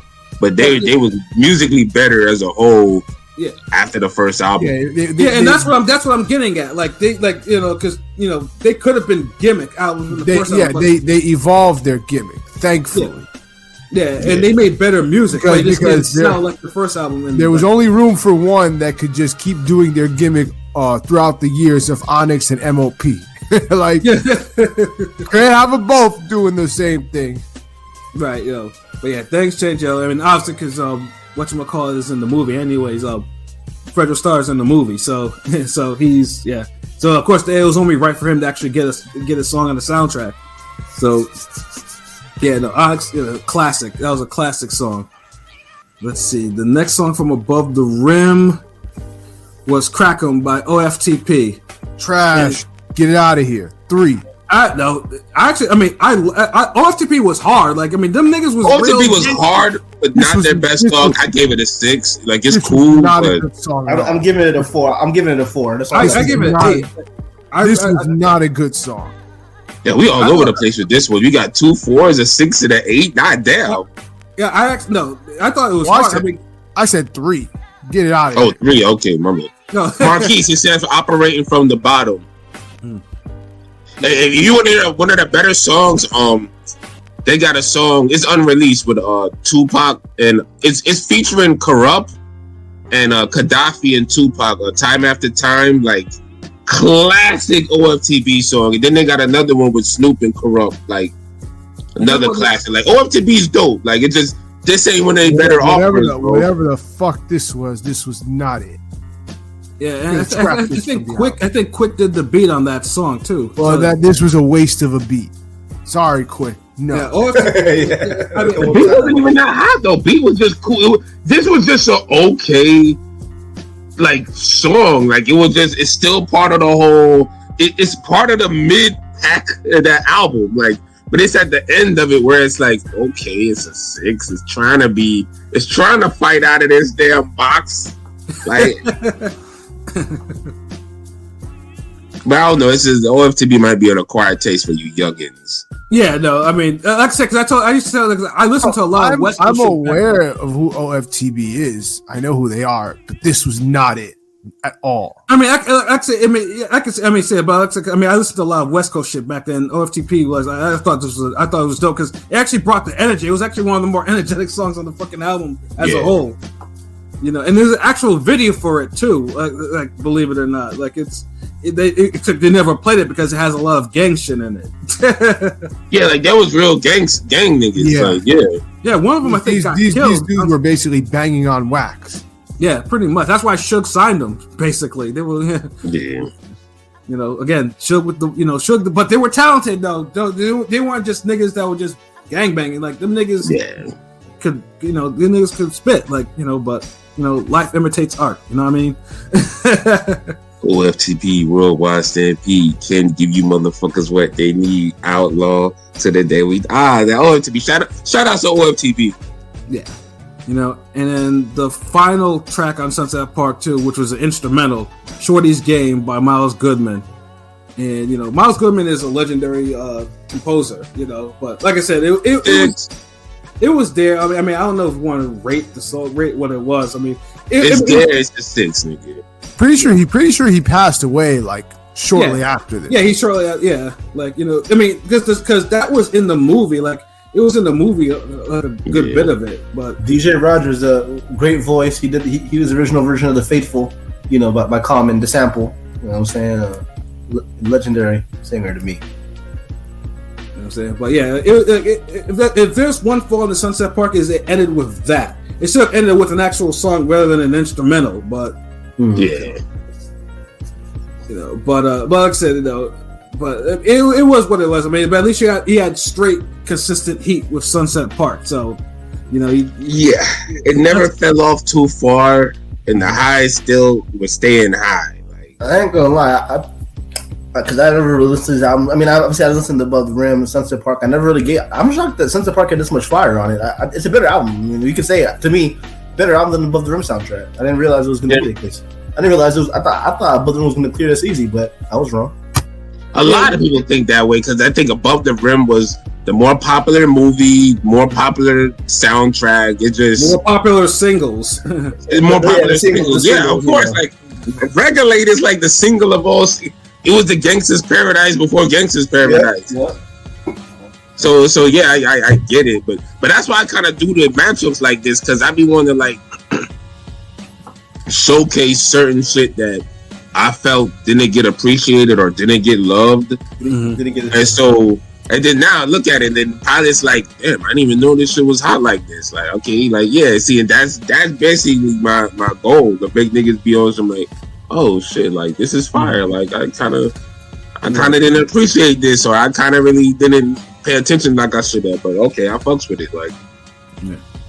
So now we get to now it's strictly Above the Rim. Number 15, You Bring the Dog Out by Rhythm and Knowledge. again, this is my. Oh, that was an 8 for me. I fucks with that. Yeah, it's a guilty pleasure. Like you bring the dog out in me, like it was just a bop. Like that's how. Sometimes you just can't explain it. It's just bop. That's it. And the way you move, na. That shit was a whole vibe, though. Yeah, that shit was an 8 though. Like because them niggas were singing their asses off. Like yeah. they're like they're really trying to get a deal too. Like yeah, like the melodies, like them niggas were really on, and it wasn't generic. It was just funny, just how they were like. Yeah, but the beat was catchy. It was just a bop. That shit was hard. Like yeah. P Pilot. I'll give it an 8. It was cool. I said an 8. Oh, okay. Oh, 8 across the boards. All right, that's what it is. Yeah, like I said, it was like it wasn't a bad song. I mean, it was a good song actually. Yeah, it was really good though. But yeah, it's one of those one. It can be a guilty pleasure too. Yeah, it's not one of those where I would want to take it off. Yeah. Like I definitely would leave this one. No, it's a song that belongs on the album. It's, definitely. All right, but the next song though, I felt like they could have gotten rid of it, even though Devontae Swing was the one who produced it. "Blown Away" by B. Rizal. Yeah, this one's always been hit or miss. Like some days it's a 6, sometimes it's a 7. I'll give it a 7 because it really is one of those smoke and chill. Like it fits the mood, so I give it a 7. Yeah, I find things too is like I never really, that song was like, it was sometimes I'm like, okay, I listen to it, but sometimes it's just like, I mean, I give it a 5. It's that type of song to me. Like there's worse songs. Like if there's like other songs I would take off before I would take this one off. So that's how I kind of feel with it. Like if I was trying to make it perfect, then I might just take off 11 through 14. Or 11 through 13, and then take off this one too. Right, right. But yeah, no, it was. I think it was just there to be there. You know what I'm saying? It was just like it was a filler track. That's basically what it is to me. That's why I give it a 5. Pilot P. 6. It's alright. It's a cool record, but 6. P. Sounds about right. 6. Yeah, like it was just there to be there, like and I also I never heard of a B Rizal after this album again. Anyways, so yeah, it was definitely a nondescript ass shit. Let's go back to the names. Yes, track 17. It's Not Deep Enough. Jewel, produced by Mr. Dalvin. Again, that's a fucking 9 to me. Like that shit. Jewel. I gave this a 7. I give it an 8. 9.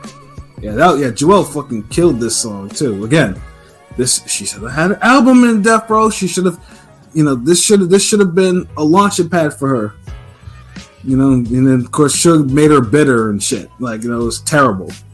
But yeah, no, Jewel killed this song, man. Jewel needed and she was gangster as fuck. Jewel was fine as fuck too. Like, yeah, if you ever see the pictures of her, I'm like, god damn, shit. Yeah. Death Row could have done so much more with her. It's a goddamn shame. You know what I'm saying? And then number 18, Dog Pound for Life, the Dog Pound. Oh, that's a 10, nigga. Easy. That was a 10. Easy 10. Easy. One of the best songs off the album to me.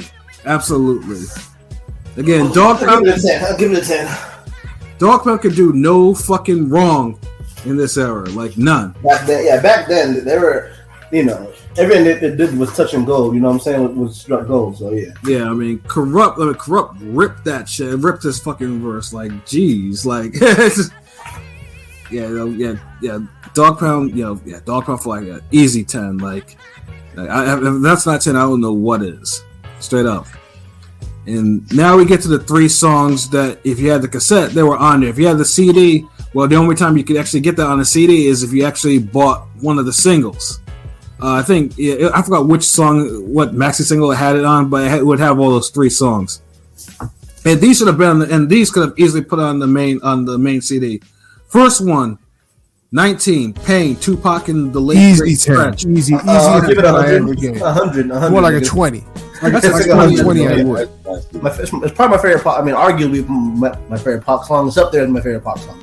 That Earl Clue sample, you know, Inside Your Love, yeah, beautiful. Yeah, and again, this is where Dr. Dre wanted to remove this song. Like, what the fuck?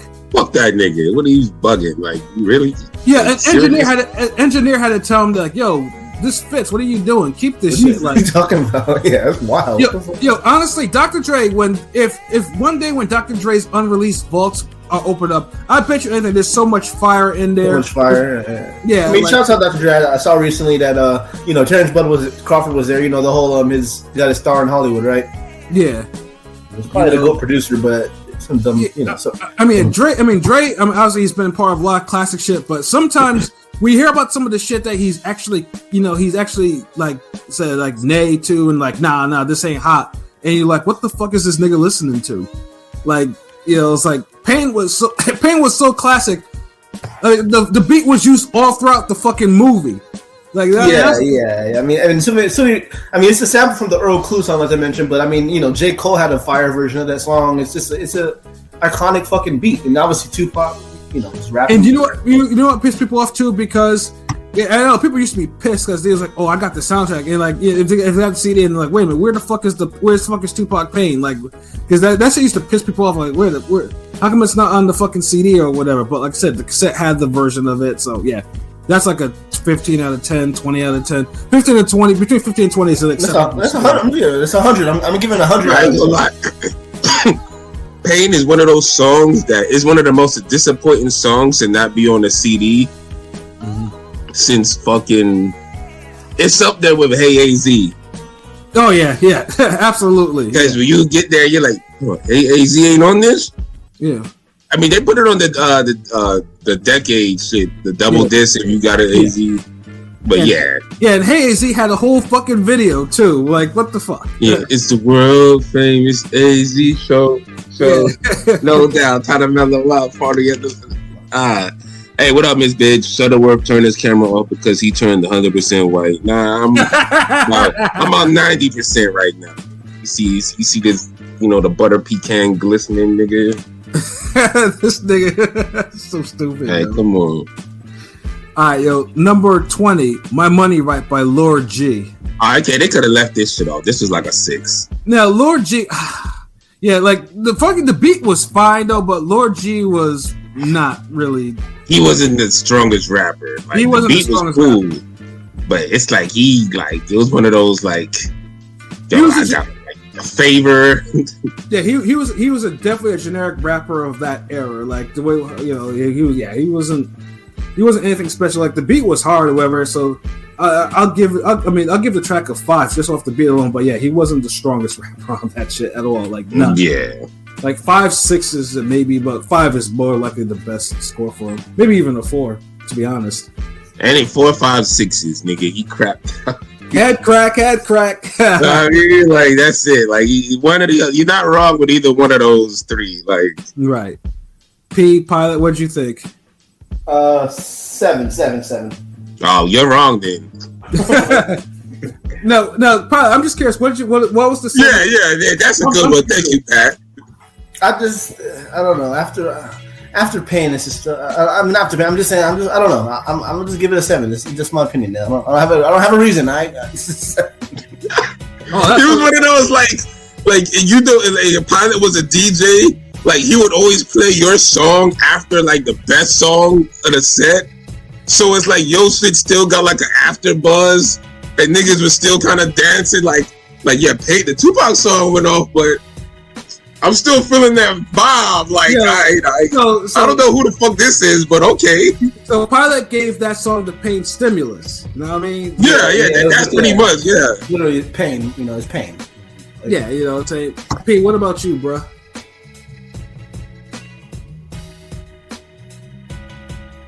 P. Somebody's holding up the bodega. I know, right? He went to the back room. He was making a phone call in the back room. You got to see if there's bologna left for this hockey sandwiches. Damn, this nigga want. Somebody wants a damn moon pie hockey sandwich with turkey bacon and bologna. It's like what? Yo, you stupid. All right, we got to the last and final track on there. Loyal to the Game with Tupac, Treach from Naughty by Nature, and Riddler. 10.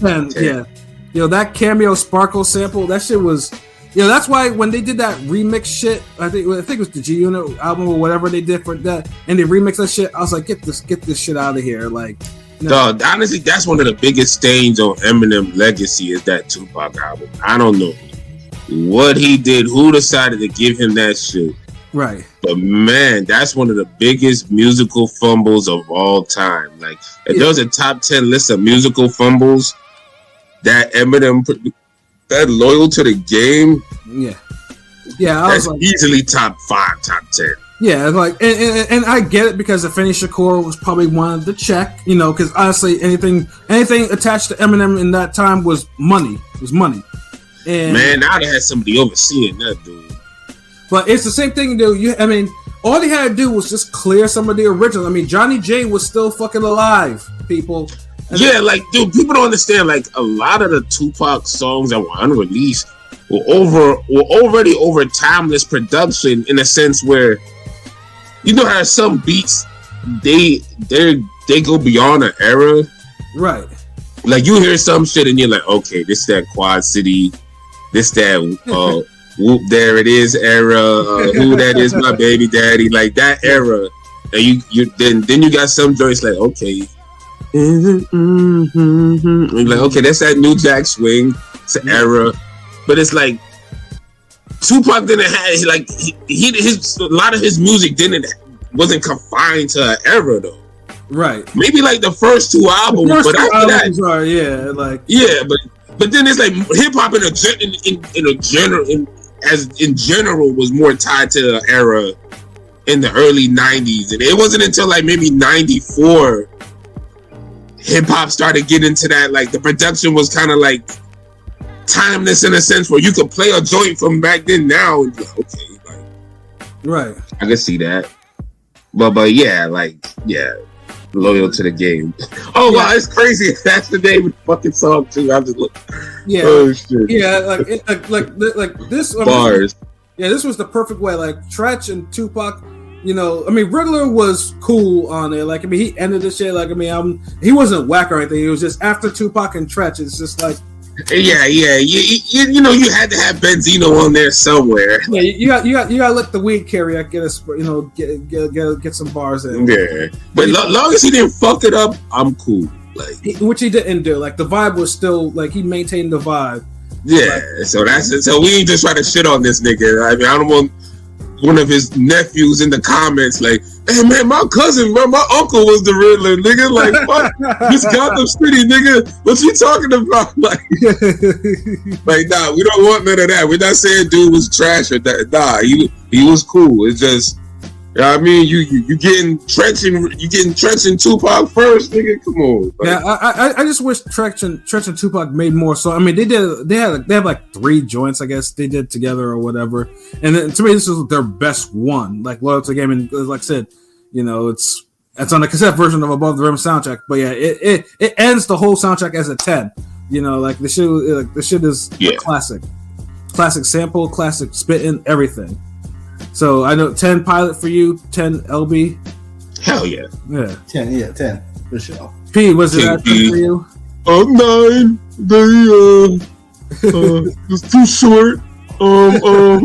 We didn't have that much wiggity. Treach didn't do the multi-flow that much. That made Naughty by Nature famous. Well, what this nigga gonna say? 8? Stop it. This is it's a 10. I'm finna say, like, cause Tupac the only nigga who could like put a Star Trek sample in the beginning of songs. He could take fucking throwback record, like nigga, like you. This nigga was on some anticipation shit too. He was like, fucking Jeopardy music started going. Like, nigga, chill. Like, what the fuck it is? Like, yo, this is goddamn 10. Nigga, chill. Get over yourself, nigga. Yeah. And so the funny thing is too, because we did a poll for obviously above the Sunset Park. So Pete, do you want to bring up the poll? Pause. Pilot, you bring it up. You made it. You bring it up. Okay. I didn't know which one of y'all made it. I mean, you all you light skinned niggas look the same, obviously. Yeah. Hold on, let me see. for the vote, right? Of you know. Okay, let's see. Comedy. What the fuck is it? God damn. Hold on. Let me see. Is it good to So we did a poll pause in regard to discussion of which was the better album. The fuck is this shit? Hold on a minute, dude. better soundtrack? Yeah. Hold on. Where the fuck is it though? Hold on. All right. Which of these classic basketball movies had the better soundtrack? Above the Rim or Sunset Park? We got 30 votes and basically a 4-1 for Above the Rim at 80% and Sunset Park at 20%. Give Sunset Park. Wow. I'm saying because it's off nostalgia. Like I thought, like me again, like I said, I thought okay, Above the Rim easily, but no, I would change my vote if I could on this app. But so I was saying, if anybody's listening, listen to Sunset Park album because it's a damn good album. So. Yeah, and like I said, because I think, like I said, I voted Sunset Park. Yeah, I voted Sunset Park too because I mean, me and Ellie both literally said in the comments that Sunset Park was like, we definitely said. You don't really have to take anything away from Sunset Park. You don't have to do that. It's like somebody hands you a plate of food, and you ain't even really got to put hot sauce on it. But we gonna still put hot sauce on it, but you don't have to. After listening to Sunset Park, I consider soundtrack albums, especially back then, it's a playlist. I mean, really, it's truly a playlist. Soundtrack albums for the most part. You know what I mean? Yeah. Mm-hmm. And I felt like this was a perfectly curated playlist. Whereas Above the Rim was kind of like a playlist. Well, let me put the good songs here. Let me put some trash over here. Let me put some mid over there. You know what I'm saying? I like how that nigga said that. That nigga divvied it up like a damn Thanksgiving plate. Like, we got some yams, we got the greens, we got the stuffing. We got some beef, we got some corn, like yeah. But yeah, right. I mean, like I said, Above the Rim does have a stronger legacy than Sunset Park in a way. Like like I said, the soundtrack went double plat. Like that was unheard of for rap soundtracks and soundtracks in general. Like you have Regulators as your lead single, it's just over. Like that shit used to win every damn MTV Jams countdown. Like you just had to be there. Just one of those. I mean, it was like a number one album for like how many fucking weeks? Like this shit was crazy. Like it was that crazy an album like of a soundtrack though. But like I said, it's one of the ones where it's like I said because the singles were so huge that and that's true. That's what an album's supposed to do. Like the singles have to. If the singles don't hit, then the album's gonna flop. Like they had the. I mean, I'm not saying Pac's overrated. I'm just saying they had the Pac attachment. So everybody's, Yeah, because Pac was in the movie, had the attachment, but then Pac was in the movie. Held the big names. I mean, because we consider the movies. It had a young Marlon Wayans. It had a young fucking Bernie Mac in there. Bernie Mac. Rest in peace to the GOAT Bernie Mac. You know what I'm saying? They had this. Leon. Like say, I mean, Leon, they still Leon's a legend. Tom Shepard. You hear me? Not so. I'm something now, or whatever he says. Yeah. Come on, why is he playing basketball on the fucking second floor of a fucking third floor or some shit? Nah, that's New York shit, bro. Like, yeah, them niggas is playing basketball on the damn top of a building roof or some shit. Yeah, what the fuck was that? He just went off like that. Was just the most unbelievable. Like, stupid. I always thought that was like some stupid shit. Like how you just jump off the fucking roof, bro? Like this dumbass nigga. I'm sorry. I thought that was some stupid shit, bro. This nigga had to swallow his laugh, yo. Cause no, I was just like, yo, what the fuck? Salute Karma Serene. What it do? Yeah, no, Above the Rim. Yeah, that's just crazy. Like, I mean, Above the Rim had strong fucking acting, but yeah, some of the shit in there was just wild. Like, yeah, that scene, like the boots too. The when they was kicking Bernie Mac. Yeah, it was like. No, niggas been treating homeless people a while, said like. Yeah, Bernie Mac played a damn good bum. Like, what I'm saying? Yeah, he did play a convincing fucking bum. Like, but that's acting though, and it tell you like, could you picture Steve Harvey playing a bum? You'll be like, nigga, no one wants the fucking Goofy movie. Like nigga, stop.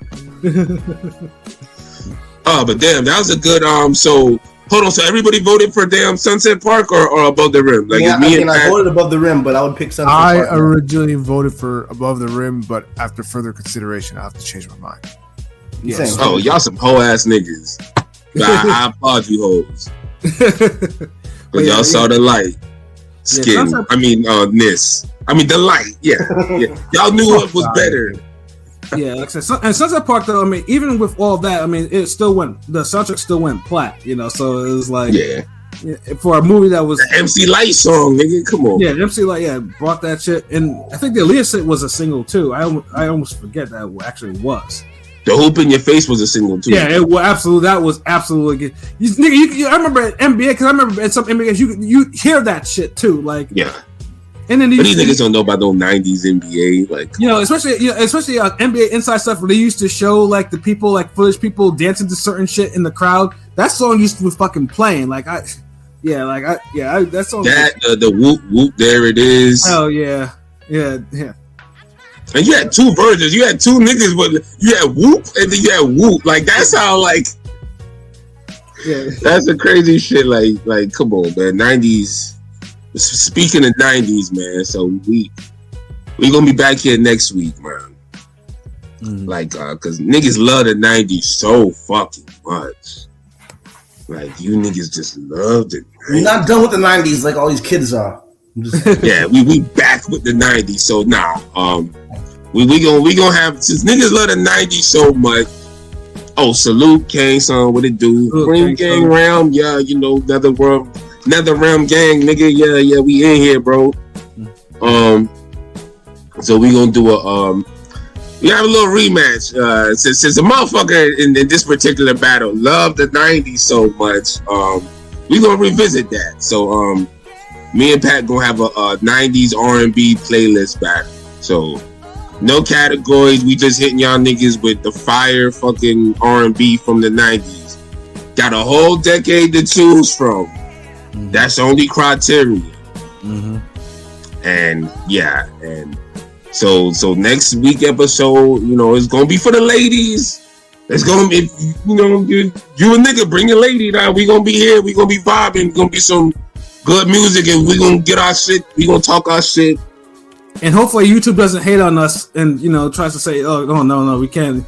The artist doesn't want you, playing this, on the streams again. We're gonna have to suppress it and shit like that.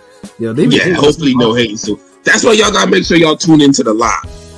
So y'all can see it live. Because we'll say the name of the song, but it ain't the same when you just chilling. So right. So definitely be there for that one. That's gonna be epic. Just because we want to show we don't get R&B a little more love. It's R&B been getting a little love. Had the Brandy Monica joint.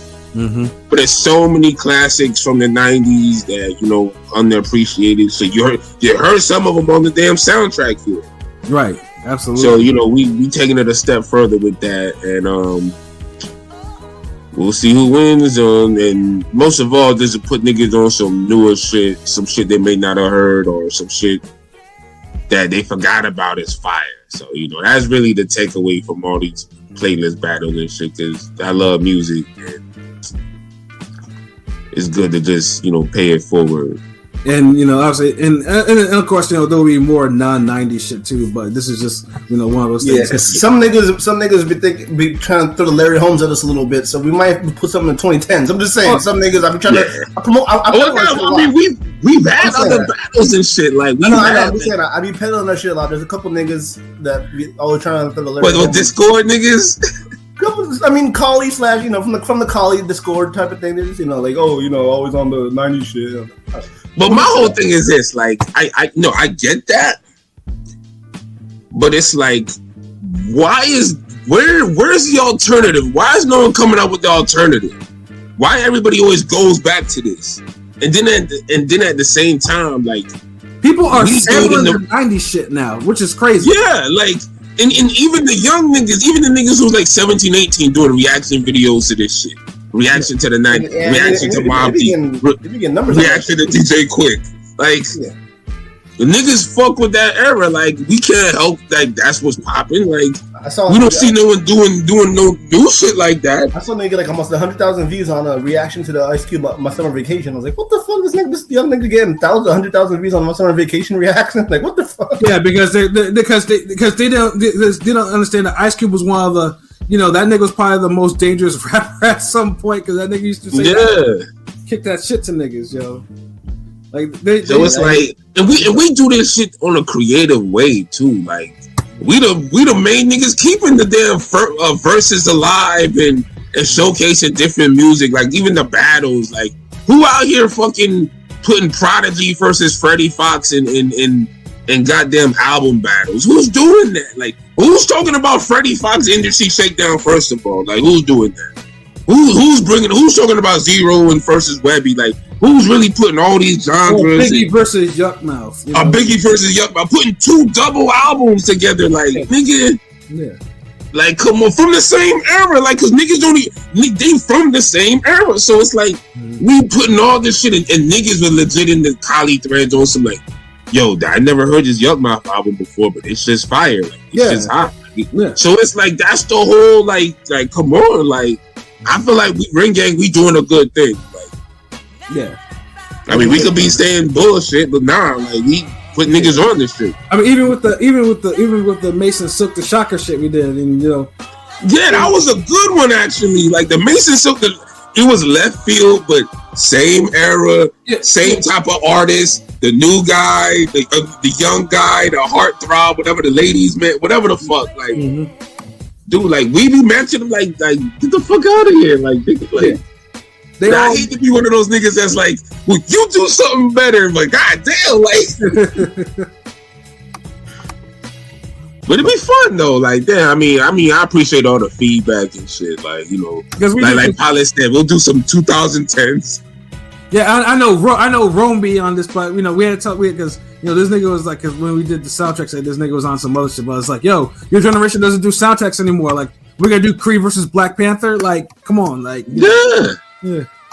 Like, it's like, come on, like, certain shit niggas ain't even doing no more. Like, I mean, dude, like, we even did the movie battle. Like, who like that? Who's even? Then the other day, I was thinking, like, damn, you know what? We probably need to do Predator 2 versus RoboCop 2, and then leave it alone. like, cause I was like, I haven't seen Predator 2 in some years, and I've been meaning to rewatch RoboCop 2 in some years.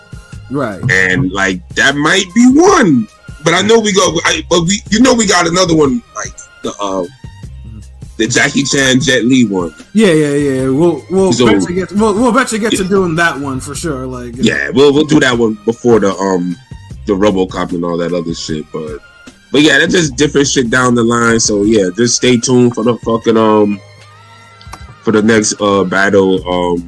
It's gonna be fire, you know, especially if you're a 90s R&B fan. That's like, you definitely gotta, you know, tune in. Like, Ring Gang getting all romantic and shit. Niggas gonna be like in all red and shit.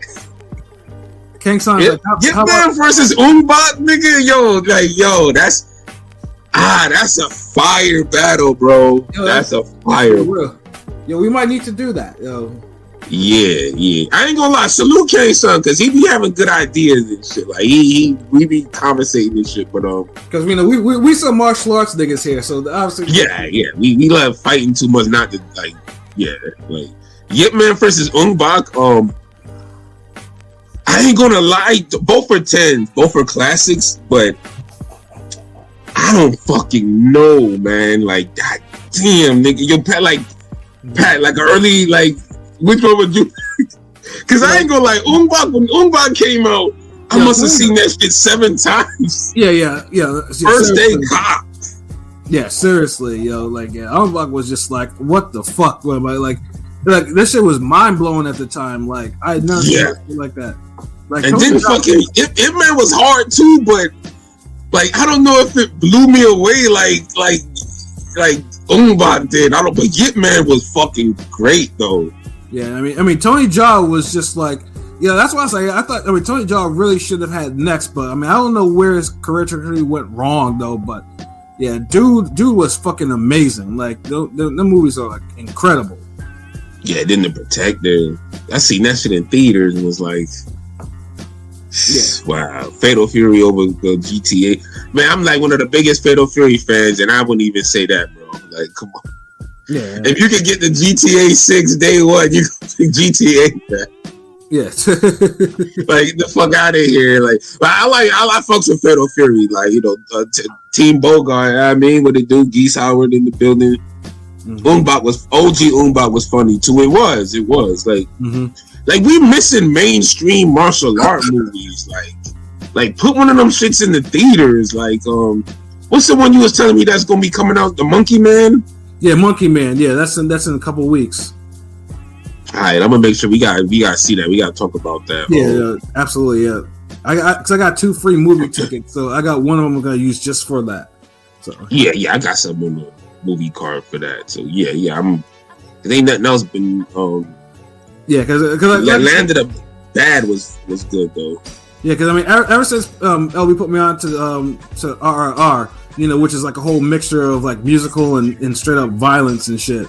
And it's pretty much any Indian film like that where I'm seeing graphic violence in the trailers, I immediately go to that. I'm like, okay, I'm gonna see this. Let's see what this is all about.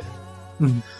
Honestly, I think I was telling Rome, I was like, because I remember it was one of the last movies I put my father on because he watched it like a couple weeks before he died, and we was vibing to that shit.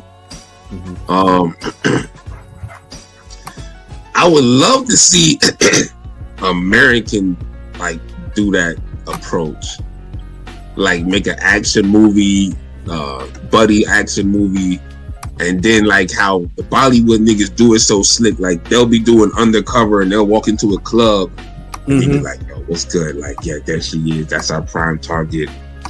Yo, we gotta investigate her and get her number. And so a nigga spin around and he'll get all smooth and shit and be like, yo, and I wanna see like, yo, like they'd be so raw if they just had niggas do that on some rap and R&B shit. Like that shit would just be fire. Like don't over the top Chris Brown this shit, but although he's a good example, but I guess more Omarion or Image, but you get what I'm saying? Like that whole vibe, and that shit just busts out into a fight. It'd be like a whole music video, and then it just busts out back regular, like So So them gang niggas is coming through. This is that like it's at the point I could almost see BMF doing that shit, like. Shit's so corny. The Mayhem trailer said the movie is Raid Redemption. Yo, Hank, so we just did did it's gonna be posted soon, but me and LB we did a review on Mayhem because we finally got a copy of it and we watched it. Yeah. It goes into more detail than the little short I put up the other day. So yeah. Oh, the Warrior and Shogun putting martial art films back on. Yeah, you right. Warrior did do that, but Warrior ain't get enough love, fam. So that's the thing. Yeah, they keep moving that shit, and then now they canceled it, but now we gotta pray that maybe Netflix revives it because it's still not having this proper finale. Yeah, I mean Drake helped damn Top Boy come out like come back out like yo. What do y'all niggas see? He fuck with Warrior, right? Like damn, that's why I can't hate on that nigga completely. I ain't gotta be a super fan of his music or nothing, but him just helping Top Boy like is a good. I mean, right? He get points from me in that one. Ghost of Tsushima. I haven't seen. You know what? Pat, like I had told Clownarchy, I showed him the short, and he was like, yeah, he already seen it, and yeah, it was like, I'm like, God, dude, Clownarchy be up on them fucking violent movies before anyone else. I be forgetting the damn, because he hollered at me the other day, I be forgetting to ask him about shit, because he be up on all those damn movies, like sometimes before us, yo. His recommendations are crazy. Like he's into that shit. He supposed to be sending me some new beats soon. He been back in the lab, so that's what it is. Hopefully we get some joints going again. Maybe drop some freestyles, because me and Rome gotta put out some music this year. Definitely got got some shit. Cause Ring Gang, we taking over. Like we working on some interviews, working on some collabs, more animation. The training shit on deck. You already know. PJ, between you and PJ, especially PJ's been killing this. If you ever go to PJ's, go to PJ's Instagram. Say like PJ be not just his own shit, but he be taking the fights and just breaking down his own way. Like PJ, like I say, PJ. That's why he's the architect. You know what I'm saying? Like y'all just need to be up and y'all just need to watch his videos and soak up that raw and cut game and get your hand skills up. You know what I mean?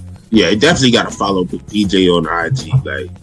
Cause follow me on IG because I put up more of my training shit on there too. It's just easy for like the stories and shit. But right. I'm gonna definitely put up some more. I got like bad clips from last night. Ain't no sparring clips because it's like cops were there, like, and it's like we ain't want to like. You don't need that bullshit in your life. Yeah, like me and Shorty start going at it. We knowing we good, but these niggas like, hold on, like, nah. So, I'm like, damn, and it's like, cause niggas be shooting at the park and all that shit. And just, right, maybe just be wilding out and shit, nigga. Yeah, but it was still good training session on point. Shit, but that's pretty much it. Like we could.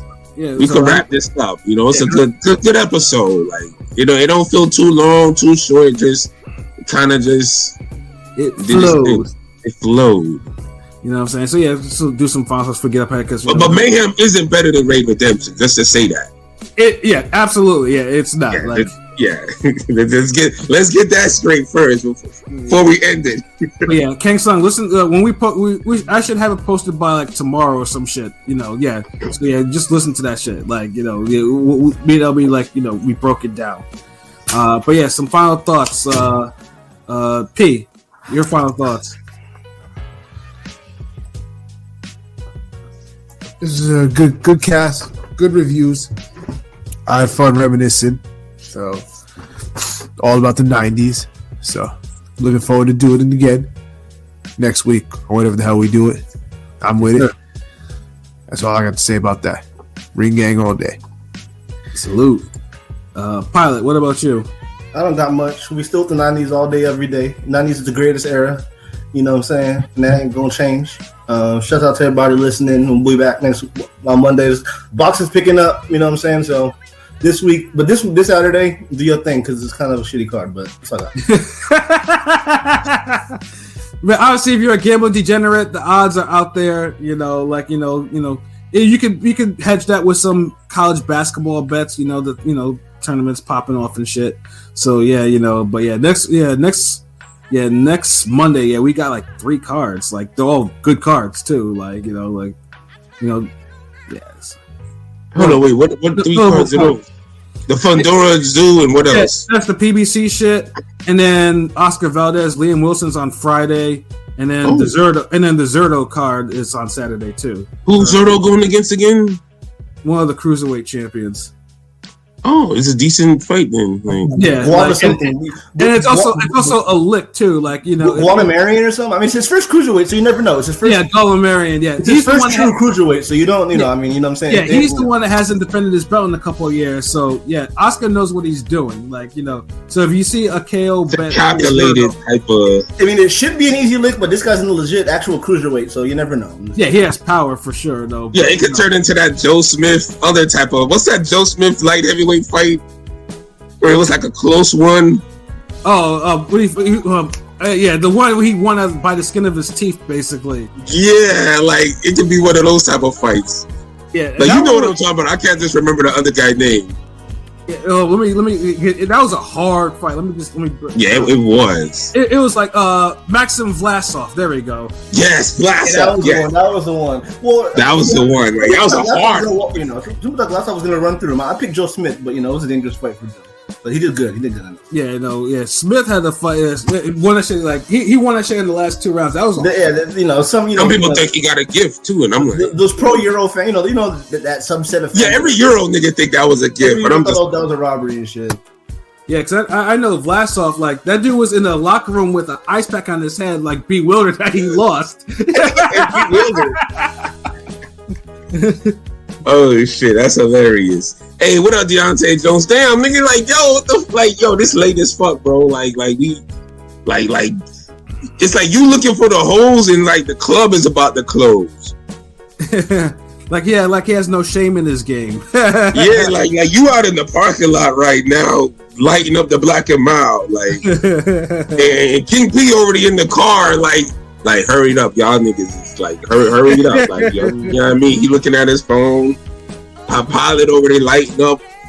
Me and Pat just chilling. I mean, we the old niggas, we walking out the club slow, like Deontay Jones. You pulling up right now though, bro. Like, damn. Like, you gonna have to say like next week, nigga. But obviously, you know, Deontay, obviously the live will be available shortly. So, yeah, it's 932. Yeah, he's on West Coast time. He's on Vegas time. So, I mean, it's all good.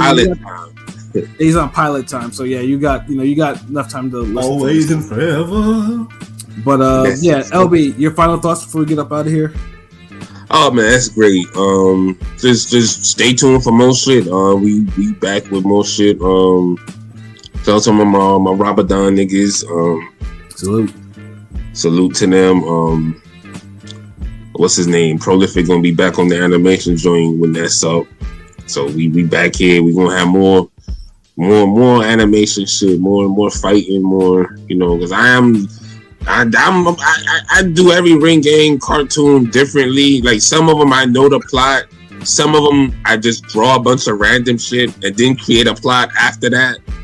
Word. And this one seems like one of those times where I'm just like, let me just draw some niggas fighting. Then I'm like, like I can make a ring gang episode out of this, and yeah. So that's what's being casually kind of being in the works. Other than that, I know Pat probably got a forgotten fade in the tunnel or in the holster somewhere. Yeah, no, it's just more like picking which one I want to do. Yeah. Yeah, because the forgotten fades, there's a lot of forgotten fades out there in boxing. So it's like, usually when I pick one, it might be something. Can't run out. Yeah, it'll be something that LB will probably tell me on some random shit.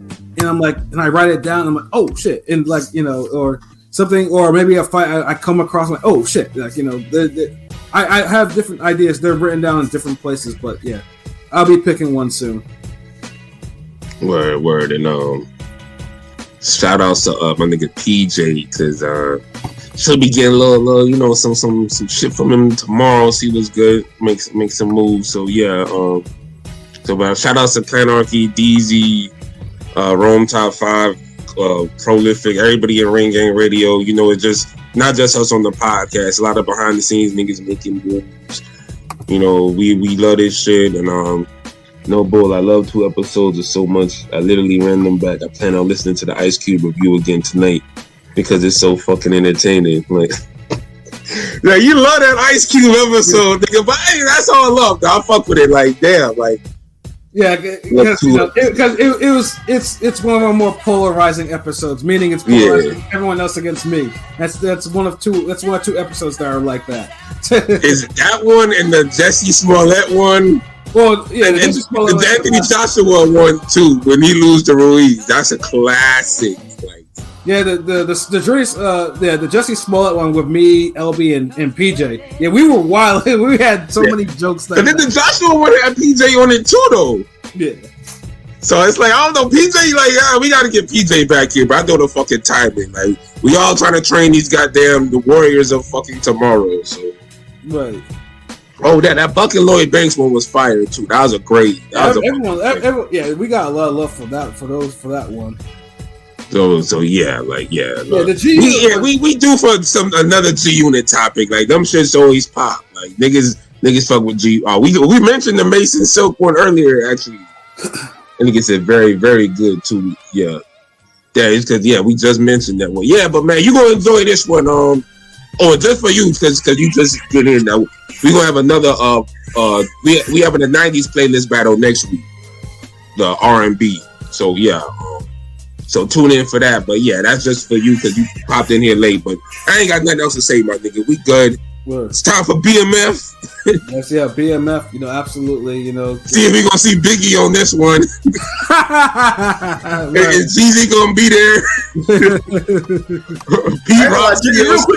It took me a few seconds. I'm like, are they trying to do Tupac in this? Like, what the fuck? Niggas said the multiverse Tupac. It was like 1991 with Pac with the bandana. I'm like, what the, am I tripping? I mean, shoot, I mean, we might see Piggy and Buff from the Death Row skits, you know, in there too. That fucking multiverse Pac be like, son, like that shit. Everybody smoking on the blood, and I don't know. It's like he got that look where it's like he looked too. Because nobody effeminate or something like. I've never seen much BMF talk on the timeline until that Tupac shit, like from BMF. Yes, like that shit piss niggas off. Like them Pac fans, like they be sticklers. But the reason why it's so bad because there's so much proof of what Tupac looked like at that event at that time. It's like, how can you fuck that up? So that I understand it. I understand. Right. Yeah. The Brandy and Monica one was good. Yeah, classic. Like, yeah, of course. Like, that's another one where we might have to do like their sophomore albums to match them up again, especially with the compelling arguments from King P. Yes. And then Monica had a better second album, regardless, anyway. So yeah. Yeah, tap into that R&B lane, but shout out to everyone that joined us. Share it to your lady friends, man. All your girls out there, like they on the R&B, like that's the shit you tweet them shits to, my nigga. Like, yeah, I know, Henny guy, yo. I know you know some hoes, bro. So like, yeah, just let them know about this R&B shit that we be on sometimes. You know what I mean? You know.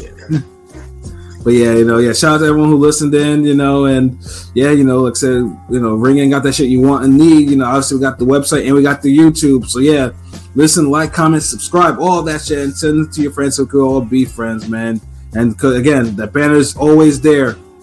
You know what I'm saying? And see that banner always, feel free if you feel in your heart, to if you want to donate to the cause or whatnot, and we appreciate it because we do everything that we do for y'all.